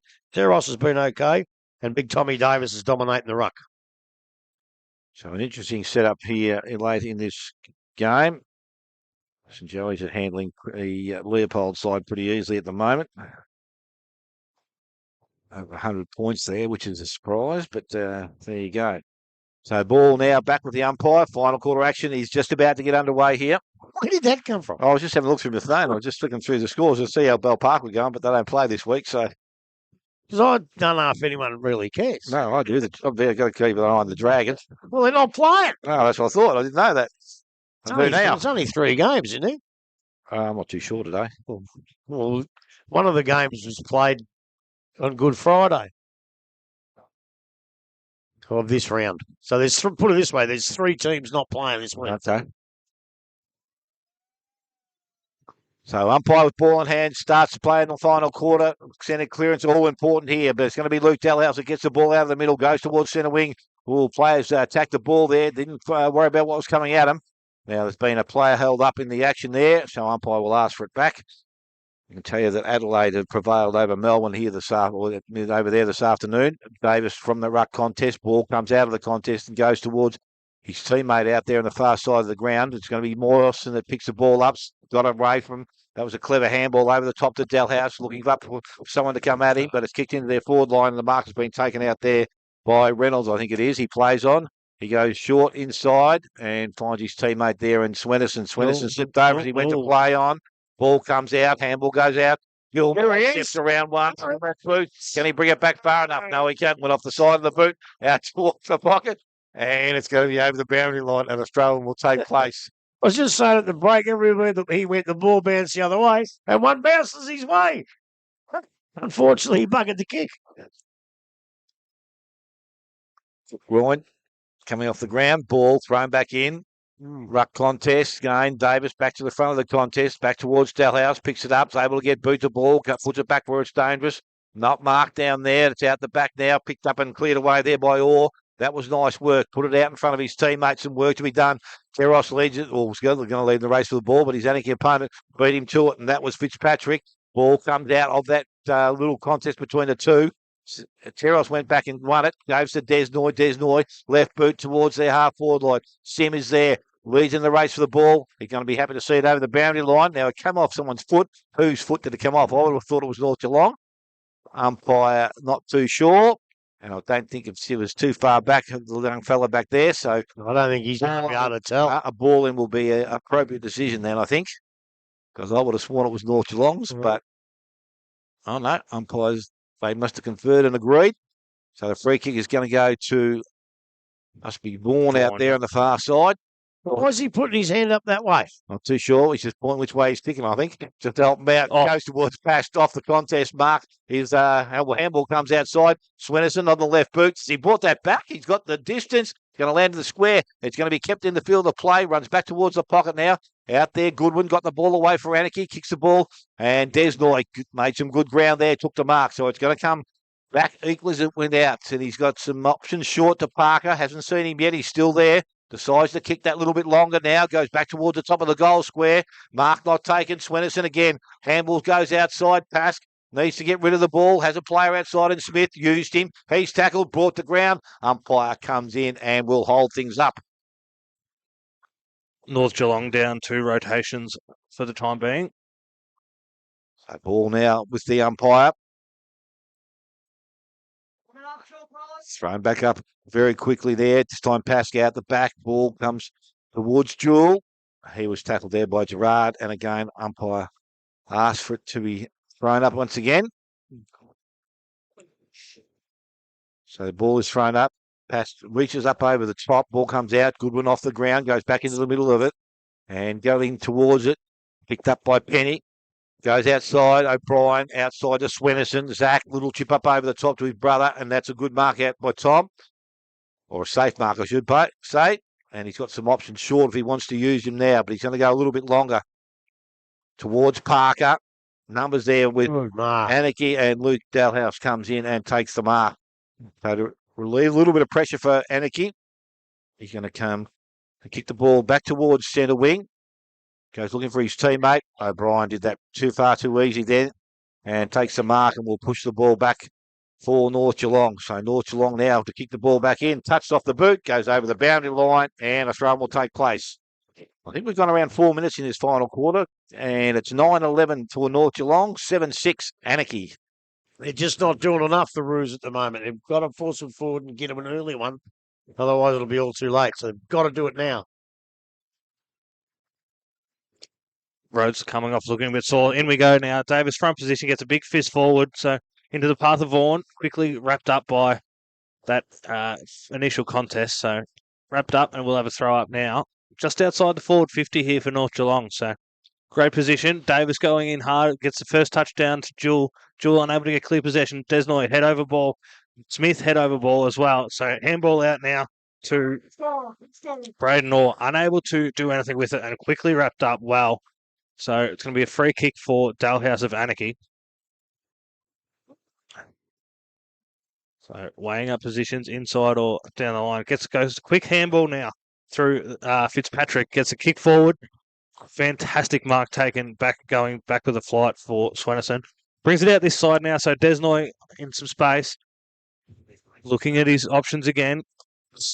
He kicked down the path to Pask. May have been out of bounds on the ball. No, fucking first. So hands to the ball first. So we're going to have a throw in here right on the North Geelong bench. I think he leaned on the car and tapped that one. So Davis and Moylan, sorry. Davis, best position, goes over the back, doesn't get a good touch on it. Jewel, second fist in. Mawson now, head over ball, unable to pick it up. Habib with the clearing handball out to Jewel.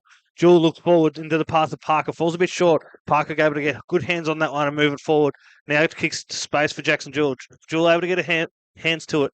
Quick handball forward and a second handball onwards to Habib. Habib with a kick from 50. Not a great kick off the boot. Has bounced well short and will roll across the line right next to the behind post there for North Geelong. So I'll tell you what, in a stop-start game, a goal there would have given us the Kempy Engineering read the play of the day, if you ask me. Actually went out of bounds on the full, that one. So it did go over the line. So Sim now with the ball in hand. It's going to be on a big clearing kick. Intercepted there by Pass. So Pass got hands onto that one. And Sim first one to the ball, but wrapped up very quickly by Vaughan. So great pressure. That was a tough tackle. Fantastic pressure act there by Vaughan to get that wrap up and that tackle there. I think he's hurt himself doing it. Not what you want to see, because definitely an entertainer as well, Vaughan. So ball up now, and free kick paid for a Shepherd. Going to go North Geelong's way. Cooper Pask. It's a Cooper Pask. So obviously shepherded out of the ruck contest. Gee, that's going to hurt Anakie. That is going to hurt him.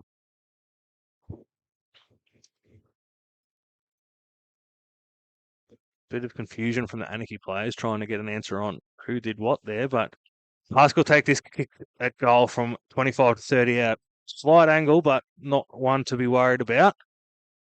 So rolls in now. Puts the boot behind it. Not fantastic contact, but through it goes. So that's going to take North Geelong 10 goals, 11, 71. Plays Anakie 7 goals, 6, 48. Really running away now. We are 8 minutes into the Morris Finance final quarter. Yeah, they didn't want that. That could be the torpedo that sinks the battleship, Smithy. They were that they were holding on, but they can't afford to do that this quarter. They just haven't had enough of the footy up their end of the ground. And again, North Geelong have kept it in and kept it in and kept it in, and obviously got their opportunity and kicked a goal that I think's probably played to Anakie. They'll have to do something extraordinary for me. So back in the middle, Davis again wins the tap out, goes to the Mawson, did that nicely, went through the contest, picked it up, tried to get away from Desnoy. He did equally as well. He went back and collected the ball now, needs to get rid of it, does so over the top, handball, goes outside, ends up with Elmer. Elmer outside to Smith, time to steady, looks up, brings it back, but not far enough, and through for a minor score. 10-12 now to North Geelong, 7-6 Anakie. And I reckon about 8 minutes gone in this final quarter. So the ball will be brought back in, and then Anakie will bring the ball over him side. Roberts out long, outside, spoil from behind, back to the front of it, picked up by Penny once again. Long kick goes back to where's the ball came from almost. In front, Sim didn't take the mark. Elmer's there. Got one high, son. The old chop of the arm or back of the head, I'm not too sure, one of the two, but Sim is going to win that free kick. He goes backwards. Too sure they should be going backwards. They need to score some goals, but it's, they have possession of it. It goes out wide to Roberts. His kick was a little bit off mark. Well, that's outside the 50, is it? I think did it finish just, yeah, it's hard to tell. Just Maybe in. right on it, I reckon, Grub. Yeah, just in. Otherwise, the ball was coming back. Gee, that was lucky for him. So Moylan pushing himself down now to that ruck contest. Cooper Paska's already there waiting. Umpire throws it back in. Again, Pask is going to ask for it once. Another repeat. Just a little bit shallow on the throw-in. Oh, give him another crack at it. He's doing all right. So they should realise it's not going to come in a long way. Pask this time made that change. Goes towards Desnoy. Got the handball out the back, and the quick kick goes forward. Not clean pick up, but Sim did. Then he was tackled without the ball. Picked up, kicked back towards goal. Was that Swinnerton that got that? No. I can't tell you who kicked that goal now, but I know it's for North Geelong, and it's at 11 goals, 12 North Geelong, 7-6 to Anakie. I think it was Bertucci. And it's gone through for a goal, as we said. Hopefully we can get nothing on the video there, mate. Yeah, I reckon it was Bertucci. I'm just trying to spot him again. Whoever's drinking right now. Well, I'll tell you what. 16, yep. I reckon the umpire's done a fantastic job for the day. But when you pick a bloke up like Sim and throw him 400 metres towards the fence when he hasn't got the football, surely you have to play a free kick for that. Up it goes now. Out towards Bowles, I think it was. Might have been Orr. Kicked it for North Geelong. Puts it out towards the wing position. It's picked up by Gerard. Gerard from Anakie. Oh, it's a shocking kick, and it goes straight down the arms or the chest of Charlie Farrell out in the half-back flank. Farrell for North Geelong now. He sights Habib over on the wing. Habib takes the mark. He's taking it nice and easy. He knows they got a decent lead. Here comes now Habib. Not a great kick, but it's into the middle of the ground. No one can pick it up. It's picked up now by Sim. No, it was Mawson over towards McLaughlin. McLaughlin comes back out towards the centre half forward position. It's a one-on-one battle. It's a free kick. I don't know who it's going to. It's going to Anakie. Could have gone to either one, but it's going to, I think it might be Dalhouse out there. Dalhouse now, too far out to score, you would think. So he needs a lead. He runs around. Falls over and gets caught. Comes back out to McLaughlin again. McLaughlin roosts it into the square, but there's no one there. And North Geelong defence come out pretty hard. Over to Tommy Swinnerton. Tommy Swinnerton's caught, but he gets the handball out to his brother, Zach. Zach sees Desnoy on his own. I don't know why they left him there, but Desnoy takes the mark. He's gone for a long handball. It's beautiful football now. Down the ground they come in. Bowles. Bowles puts it up to a beautiful pass. And that might be the boy that kicked the last one. It's Bertucci. Had a pretty good day, Bertucci. I haven't seen him before, this kid, but I tell you what, he's had a pretty good day. He looks a pretty good player. And Riccardi back on as well, so North Geelong just down the one player now. Going to have to kick this from outside 50 with a pretty heavy ball. Mm-hmm. So I don't like his chances, but in he comes anyway. He likes them. He's run around. And he's started it right. He's brought it back. And it's either a goal or a mark. And the mark has been paid. Elmer. Was that Corey Elmer down there? Yep. Well, they're almost uncontested in the finish. And Corey Elmer for North Geelong. And I'm not going to put the moz on it from Smithy. He's going to go bang and kick this right through, Smithy. Corey Elmer now comes in the goal square. Man on the marks on the goal line. Bang! Straight through the middle to Corey Elmer. And he's had a pretty good game, Corey. And now North Geelong move on to 12-12 and 7-6 to Anakie. And that might be on the Morris Finance scoreboard, I reckon. That is 100% correct, Rupp. You're right on the money there. Can't get a loan from any better. Morris Finance and North Geelong now. That's the end of the game, you would think. And Anakie just cannot come back from that. They had a chance up their forward line, but the North Geelong defence were absolutely sensational. And they were just too good, brought the ball out. Yeah, so blown out now, 6 goals. Yes, that'll definitely be enough. We'll have Davis and Moylan, who've pretty much battled it out most of the day. Hello. Smithy's got to go home. Up we go now. Spam. So Davis, first hands up, and down to the path of Swenson, who's able to get the clear and kick now. So forward we go for North Geelong. Gear able to get around the front of the contest, not pick it up. So it's gone out wider now. And back to Anakie. Gerard with a clear and kick. So, and handball onwards as well. Straight out to Van Dyke, who gets tackled hard, but able to get a handball out. So back to North Geelong now. Kick forward. That one's going to be a out of bounds or a lasso. So Gear will bring this forward now for Anakie.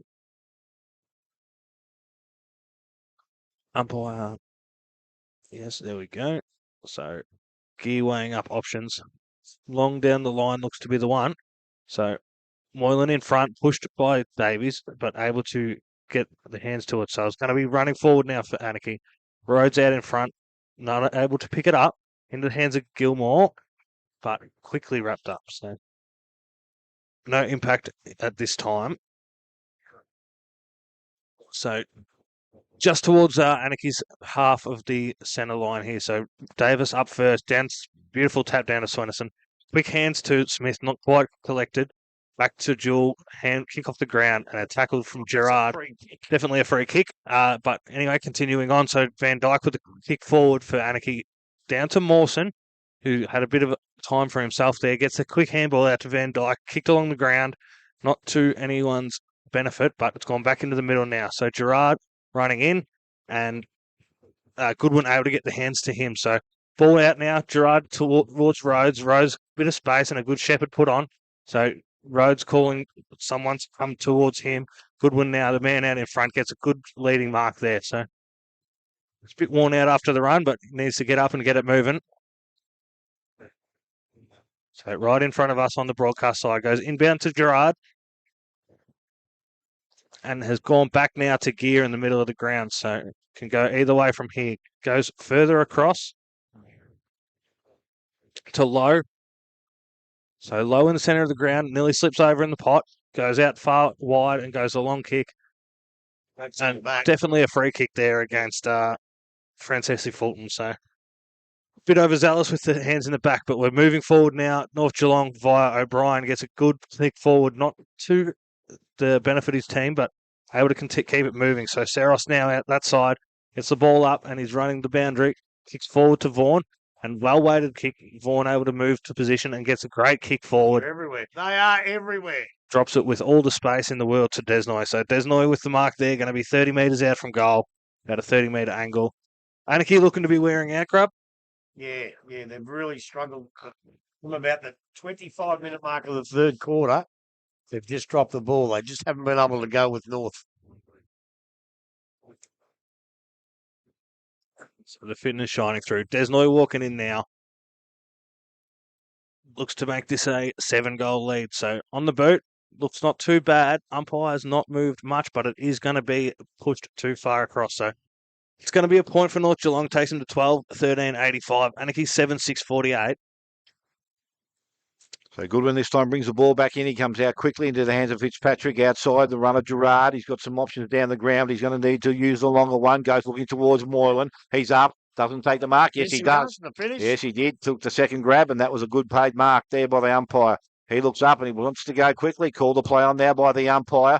Put himself under a little bit of pressure. Now his kick's going to be off the Mark there goes back towards Elmer. They've got numbers around the ball. Farrell picks the ball up. He's got time and space, looks across the ground, and Pascal's made some good ground. Handball's a little bit too hot for his teammate there, but he goes back and wins it once again. Handball's over the top. They're working the numbers out there pretty well, and Pas now runs and kicks from centre, just sort of centre wing, long. Bertucci was looking for the ball out the back there, but it's a good spoil there from the Anakie opponent. Brought the ball back to the front of the contest. He wins it back again this time, Bertucci, but is taken over the boundary line. And a throw-in will take place. You've got to give it to them, though. They've tried pretty hard, the Roos. They've been good. They have. They've just run out of puff in this last little bit. So again, the ball, ruck contest, pass, ball out the back goes to Gerard, but he's not going to manoeuvre himself out of that contest. And I think it's not just a fitness thing as well. It's a bit of class that's shone out in the finish. Yep. So the ball from that ruck contest has been pushed forward. Dalhouse, I think, on the end of it, but he's tackled and brought to ground. Umpire will come in and a ball up will take place. How long are we gone? 19 minutes. Because I reckon Mitchy Bibb looks like he wants the celebrations already. He's looking thirsty. So the ball goes back into their half forward line, North Geelong we're talking, but it's a bit wide out of bounds from a full free kick going to Roberts out there on the far side. Roberts is going to bring the ball across the ground. Kicks okay into the hands of Irwin. He can go further across the field now. This is where it gets dangerous, but they've been able to maintain possession of it. Law now kicks the ball outside to Goodwin. That's good movement. They need to keep the run going now. They need some options coming at him. Happy comes at him. Gilmore we're talking about. Good spoil by Farrell. Ball comes back towards Gilmore, and the ball runs over the boundary line and will be thrown back in. And you know what? The minute the ball left his boot, Farrell was going to spoil that. He was always going to get to it. Always. So both Brucken make themselves available at the contest. Ball will get out the back again. Desmoy's going to run onto it. Can't pick the ball up the first time. Tries to go after it again. Kicked it off the ground. Puts it further afield. Coming the other way. Picked up by Law. He's tackled. Brought to ground. Umpire will come in and ask for it back once again.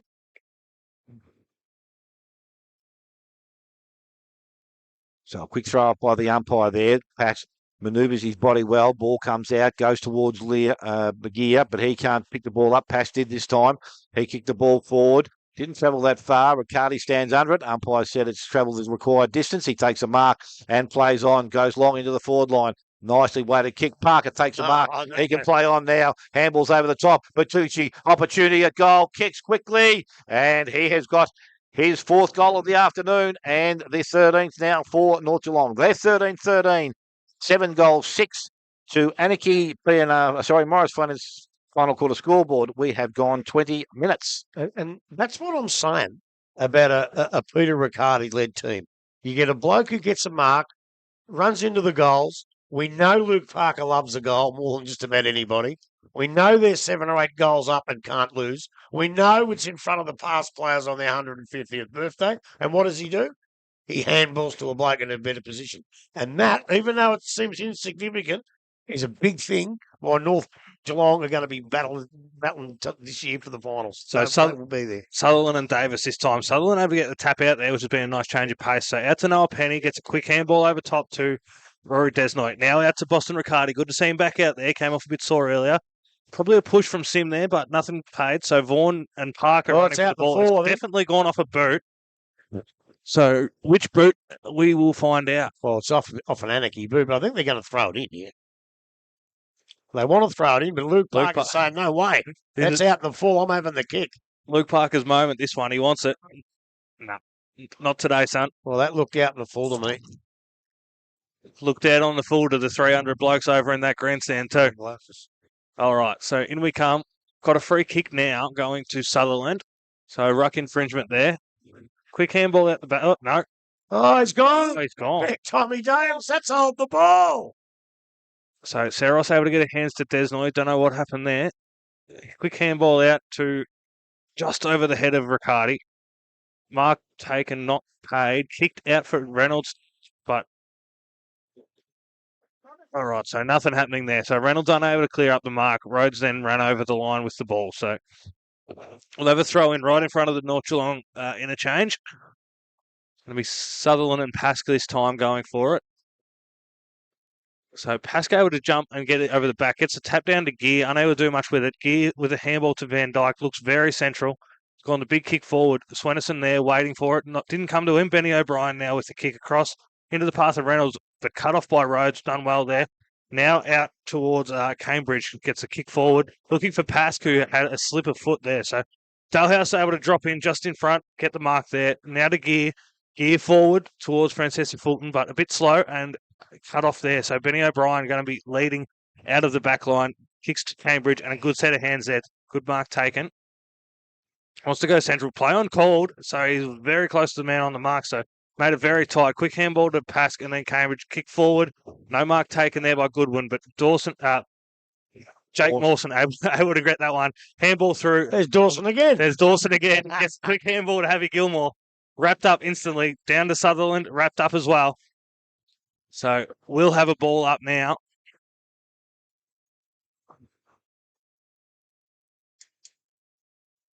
So up we go.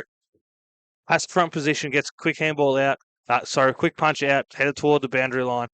No serious intention of grabbing it. So Desnoy in the tackle.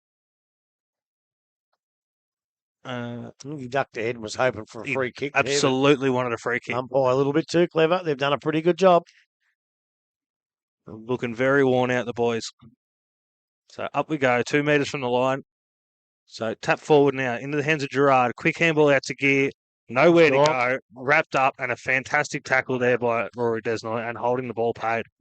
Just no further targets for him on that occasion. Quick kick from Desnoy. Moves it forward towards Vaughan. Works position on Sim, but Dalhouse able to sneak across there and get a good mark from that one. So what have we got now? We're going to have a 50-metre penalty here against Cooper Vaughan for a stand infringement, I can assume. All right, so that's going to take us from the back half, right smack bang between the centre bounce and the 50-metre line now. So Dalhouse ball in hand. Goes long and deep into the forward line. So Sutherland and Moylan down there. Neither able to get clear contention of it. Cambridge with the clearing punch. And another whistle. So, and a free kick paid. And not sure what the reason was on this occasion, but Cannon will have the free kick. It's going to be 35 out on a very tight angle right against the boundary line. So we are 25 and a half minutes here into the final quarter, brought to you by Morris Finance. Cannon comes in now. Runs around to the right, boot to ball, but called it a bit short. Didn't get it across the goal face, so that's gone through for a minor there. Takes Anakie to 7 goals, 7-49. North Geelong 13-13, 91. First score of the last quarter for Anakie. And we are 26 minutes in, too. Very dry spell. Zach Swinnerton doing the kicking in work for the North Geelong side. So he now decides to go far side of the ground. Kick wasn't great off the boot, but it's hit the target okay. Mark taken out there. Reynolds got the handball outside to Zach Swinnerton. Sorry, to Tommy Swinnerton. Goes back towards centre wing. Player in front, Seros, I think it might be. Ball's now at ground level. It's trying to be worked out by Anakie towards the centre wing, but it's going to stay underneath the contest. Umpire will have a ball up. A bit far out to see the numbers on backs at the moment. So the ball gained. Davis, this time a tap over the top was okay. Picked up out there, Seros again. Did he get the handball away? Umpire said yes, he did. Handball comes back now towards the centre wing, and it's going to be cleared away. I think may have been McLaughlin that got the ball forward. Again, strong tackle laid once again, and another ball up will take place. Even at this late stage, 2 North Geelong players, they fly, they both try to punch, probably got in each other's way, but they both wanted to do the right thing. Elmer a little slow getting off the ground there, but they've done enough out there. Ball comes out now at the back. Dalhouse kicks the ball back into Anakie's half-forward line. Mark not taken. Ball at ground level, picked up Gilmore. Little boot goes along the ground. Swennerson, Zach picks the ball up, falls over the boundary line. A throw-in will take place 10 metres around from behind post.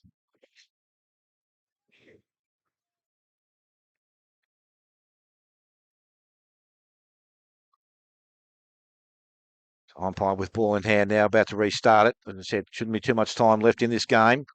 Ball thrown up. Or thrown in out the back. Dalhouse, little boot was smothered off the boot, picked up Mawson. His kick didn't go much further. Again, North Geelong with numbers, clear the ball out. And it goes out towards Moylan. If he had taken the mark, he would have kicked the goal, I reckon. But he's handballed out the back to Sims. Sims kick into the half-forward line. Cambridge did nicely. Picked up by Abib. Abib now back towards centre wing. Out in front, Bertucci. Made good ground, made the mark. Looking at his next option further down the field. Decides to go the longer option. Coming up at him is Pask. Made the contest well. Picked the ball up cleanly. Wants to swoop around now. Handballs back inside. Parker. Round one. Steadies. Looks back into the middle. Kick smothered off the boot. Goes towards Gerard. Past him. Into the hands there of Swennerson. And Tom goes short. And that's another nice finish. Mark has been taken inside 50. And North Geelong with another opportunity to go back and shoot for goal. Could be Bowles, I reckon, out there. Little Johnny Bowles and tiny Tina Arena. It's like young talent times. So he's got the kick of about 45 metres. It'll let us know how he goes here, especially late in the game. Charles Bowles, he has one for the afternoon. Steps in. Tell you what, he's got plenty of height. Has he got the distance? No, he hasn't. Oh, but it's going to be marked anyway. Passes out the back and he's just plucked it out of the air. Says, I'll go back from the goal square. And he will look at his second of the afternoon. He's a good soldier, this bloke. Don't mind him. Yeah.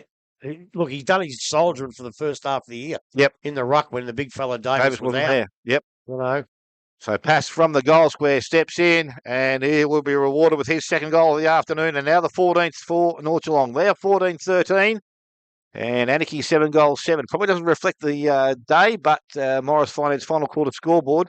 And we have gone almost 30 minutes. Well, it doesn't reflect the data. All it really does is affect the last quarter and the probably 10 or 12 minutes to go in the third quarter. Yep. The class just come to the top with as I said before, they're genuine premiership contenders, North Geelong. There's no doubt about that.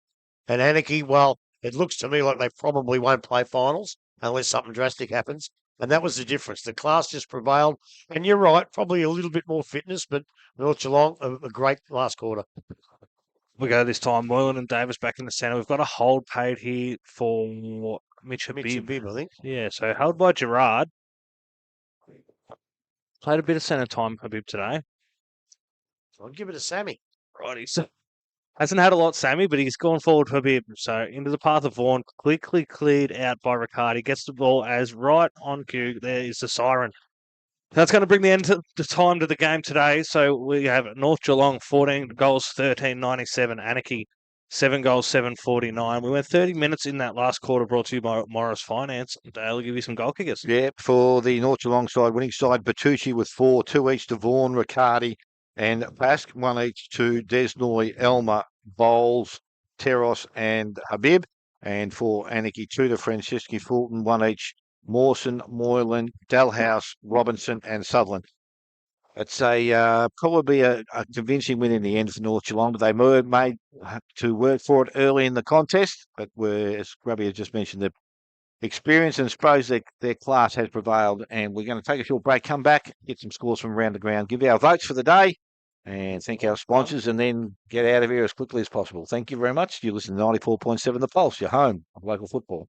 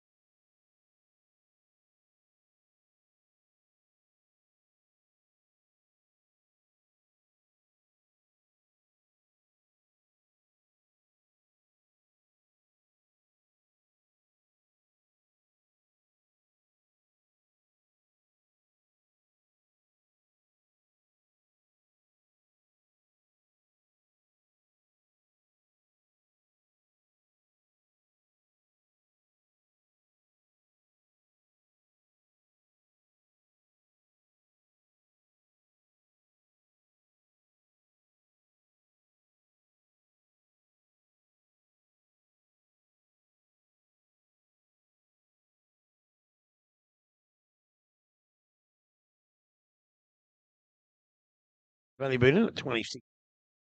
Welcome back. As I said, final scores around the grounds. Inverleigh have had a good win because they needed that because they were just falling away, but they've won 19-12, 126, defeating Belpost still at home 11-15, 81.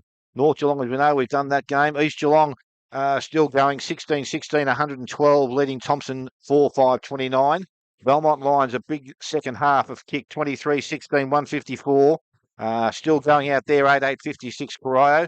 Bannockburn 8-9, 57 were defeated by Winchelsea 12-10, 82. And with a game to come, we'll probably be able to pass some scores through the district for you this afternoon. In the middle of the Alberts hour. Yeah. Yeah, but look, as I said, a really good contest here today up until probably about 25 minutes into the third quarter, and then it was pretty much dominated by a pretty strong North Geelong side, Grub. It was. And as I say, all credit to Anakie. They threw everything at them. Even when they were tired, they were throwing everything at them. And it probably worked till about the 24-minute mark of the third quarter. But the class, maybe a little fitness, but especially the class of North Geelong, who I've always said another premiership contender. They won it last year. They're right in the mix this year. They just showed their class and really, what was the difference? There was 7 or 8 goals, was it, in the finish? Yeah, 14-7. Yeah, so and Well, actually, 8 goals. well, Anakie could sort of walk away and think, gee, we probably should have got closer, and they could have too. But look, in muddy conditions, it was a pretty entertaining game, and North Geelong just showed us that they can play in these conditions, especially from that last quarter and a bit. And they showed their class. In the end, they were just far too good. Yeah, I don't think you can take too much away from their performance this afternoon. As I said, a strong last quarter. They kicked, 10 goals after half time. So Anakie were only able to manage the one. So there's obviously the difference in the game of football. As I said, it was just the quality of numbers they were able to get forward. And as I said, they've got goal kickers today. So in the good side, we spoke before the game about having numbers. You've got 1, 2, 3, 4, 5, 6, 7, 8, 9 goal kickers in their 14 goal total, which obviously helps out. As I said, Anakie would probably have 6 of their 7 were done there. So, gentlemen, we've got some votes to do. Who wants to start us off? Not me. Righto, I'll start us off. I'm going to give 1 vote to Charlie Farrell. As I said, not a big winner of the football, but what he does very well. He shows a lot of courage. He goes back into contest when he probably doesn't need to, knowing his body and what he's been putting it through for some time. Today, I gave 2 votes to Josh Mawson. I thought that's one of the better games I've seen him play. He was in there from right from the start and to the finish. He's very clean, and again, another player that uses the ball very well. And I'm giving my 3 votes to Rory Desnoy. I thought that's the best game I've seen him play. I've heard a lot of talk about the way he goes about it, but today he did everything. He won his own ball, he tackled, he chased, he harassed, and he finished his game pretty well. So there's my 3, 2 and 1. That mightn't agree with any of the other blokes, but we'll see how we go. Well, Charlie Farrell, I was trying to put in. Yep. In the end, I didn't, because believe it or not, I don't do stats, but because of what you talked about at the start of the game with Gerard getting 60-something, he got 33 touches. Yep. Now, there's no one else on the ground that got that. Yep. So I'm going to sneak him in for 1. Yep. I gave 2 votes to Rory Desnoy because I thought he was absolutely fantastic for most of the day. Yep. I thought his first quarter, he just struggled to get into it a little bit and then was fantastic after that. But I thought the difference in the whole game, because I think there's only one bloke who completely smashed his opponent all day. Tommy Davis was unbelievable. He didn't only win the tap outs, he hit Swinnerson on the chest. He was hitting Desnoy on the chest. And I thought his total domination gave him 3 votes for that. The kids enjoyed that set of mud. Yeah.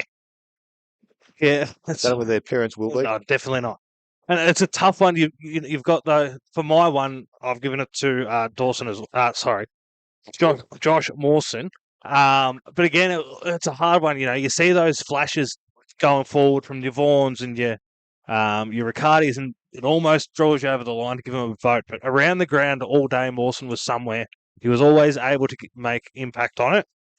2 for me was Desnoy as well. I've probably been the bloke spruiking about him for so long. Dale, I think he's a fantastic player, and he's grown up into that role that he plays. He's built up his body over the last 12, 18 months, and I think he really impacts games across the ground now, both forward and back line. And yeah, for me as well, Davis was a clear winner in the centre. So he's my 3. That's close. Yeah, the only thing Davis couldn't do today was kick that goal on the forward line. Yeah, he gets 6. Desnoy gets 7. Yep. So that's our player of the day. And I'm Rory. pretty happy with that. No, as I said, it's hard. Davis has said, when you sit back and look at it, you're right. His little smart taps, and obviously the work they do at training is evident, because it was only some of them just little things behind his back and players coming past that path. As I said to you in the break, there wasn't a lot of players in that mix for votes.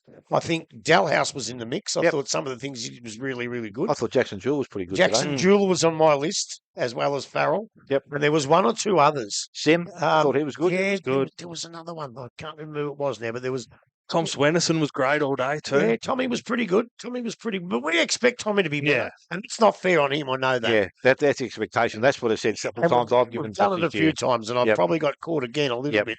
But I still think the blokes that we gave votes to were ahead of him on the day. Oh, yeah. So, that's fair enough. But there was, glimpses. Like Seros was good at times. Yes, but he was the one I actually had him. He was pretty good. And there was blokes that were good, but they weren't quite vote getters. And that's what you want. And even for Anakie, I thought Alex Gear was really good. He was good. Alex Gear. Well, I thought that was Billy Goodwin's best game. I thought he did. I think he finished up with a job on Boston Riccardi and did it well. I thought he was pretty good. And there was a few of those blokes that were good too. I think Fitzpatrick is okay as and well. McDonald was good till he unfortunately went off. Oh, did he go on? Yeah, I thought he was just having a bad concussion. And Robertson early in their game started pretty well. It's an half forward. That's the thing that I like. Robinson and Sutherland, who in the end probably didn't make a mark, but they look like they're up-and-coming young kids that can make Anakie into a good football side. And on the other side of the coin, the bloke that kicked for, Bertucci, really liked him. And, of course, I can't do a North Geelong game without saying what another fantastic performance from the great Luke Parker. Had to say it, boys. Right, leave us some thank yous for our sponsors, and we'll decide what we're doing next week. I think that's already been decided. Well, I'm going to see Alex about that, because we're going to make some people very, very unhappy, notably from Anakie. But look, Buckley, thank you very much. Elders Finance, the best in the business. P&R Foods, Morris Finance, how good are they? The Kempy Engineering, Read the Play, Play of the Day, Routley's Mark of the Day, the Goal of the Day from Connectel. Yeah, that's right, Connectel. From Beersdorf, Tapes and Bandages, Red Onion, Promoted Clothing, Frameline Printing and Framing, Raiders Bingo, Oswide, Plumbing and Civil, Athlete's Foot, Omnifeed, Sirocco Travel and Cruise, The Pulse, The Yards Hotel, Club Warehouse. But are they any good? And you reckon I've forgotten one again, don't you? No, yeah. But I haven't, because we're going back to one of our old favourites, the Hotham Hotel, for the best on the ground, 3 Bram Street, Geelong, 5229 88842 from Tuesday through to Saturday, 11 a.m. until late. The Hotham Hotel has been proudly owned by the Moore family since 1991, with generations of family helping shape the welcoming, the community-focused pub that it is today. Old school charm, classic meals, cold drinks, genuine hospitality. They offer a relaxed and familiar atmosphere for locals and visitors alike, gentlemen. Conveniently located near the CBD and the station, if you have a few too many, it's a perfect place to catch up, unwind, and enjoy the good company. Gluten-free menu also. The meals are available in the bistro and the bar. I think on the way home, I'm that hungry, son, I'm going to have an entree of duck spring rolls, a main meal of beef ragu, but I might change it to the mixed grill when I get there, and some pavlova for dessert. You can't beat that. I reckon Greg Moore made that himself. Unbelievable. The functions, there's plenty of functions. As I said, give them a call, 5229 8842. The Hotham Hotel, the best in the business. Yes, gentlemen, that's it. Next week, we are going to take a trip out the highway. We're going to Winchelsea and North Geelong. Well, maybe. We'll find out. Yeah. Well, yeah. Well, that's what we've been told at this stage. That's where we're heading. Winchelsea and North Geelong 150-year celebration. It's also past Players' Day out at Anakie, where we still could go. The Country Tiger take on the City Tiger and Thompson. Geelong West play Belmont. Inverleigh and East Geelong. That will be another and very important game for Inverleigh and also for East Geelong. Corio take on Belpost Hill. We thank you for your afternoon. We hope you've enjoyed the call. You've been listening to 94.7 The Pulse, your home of local football.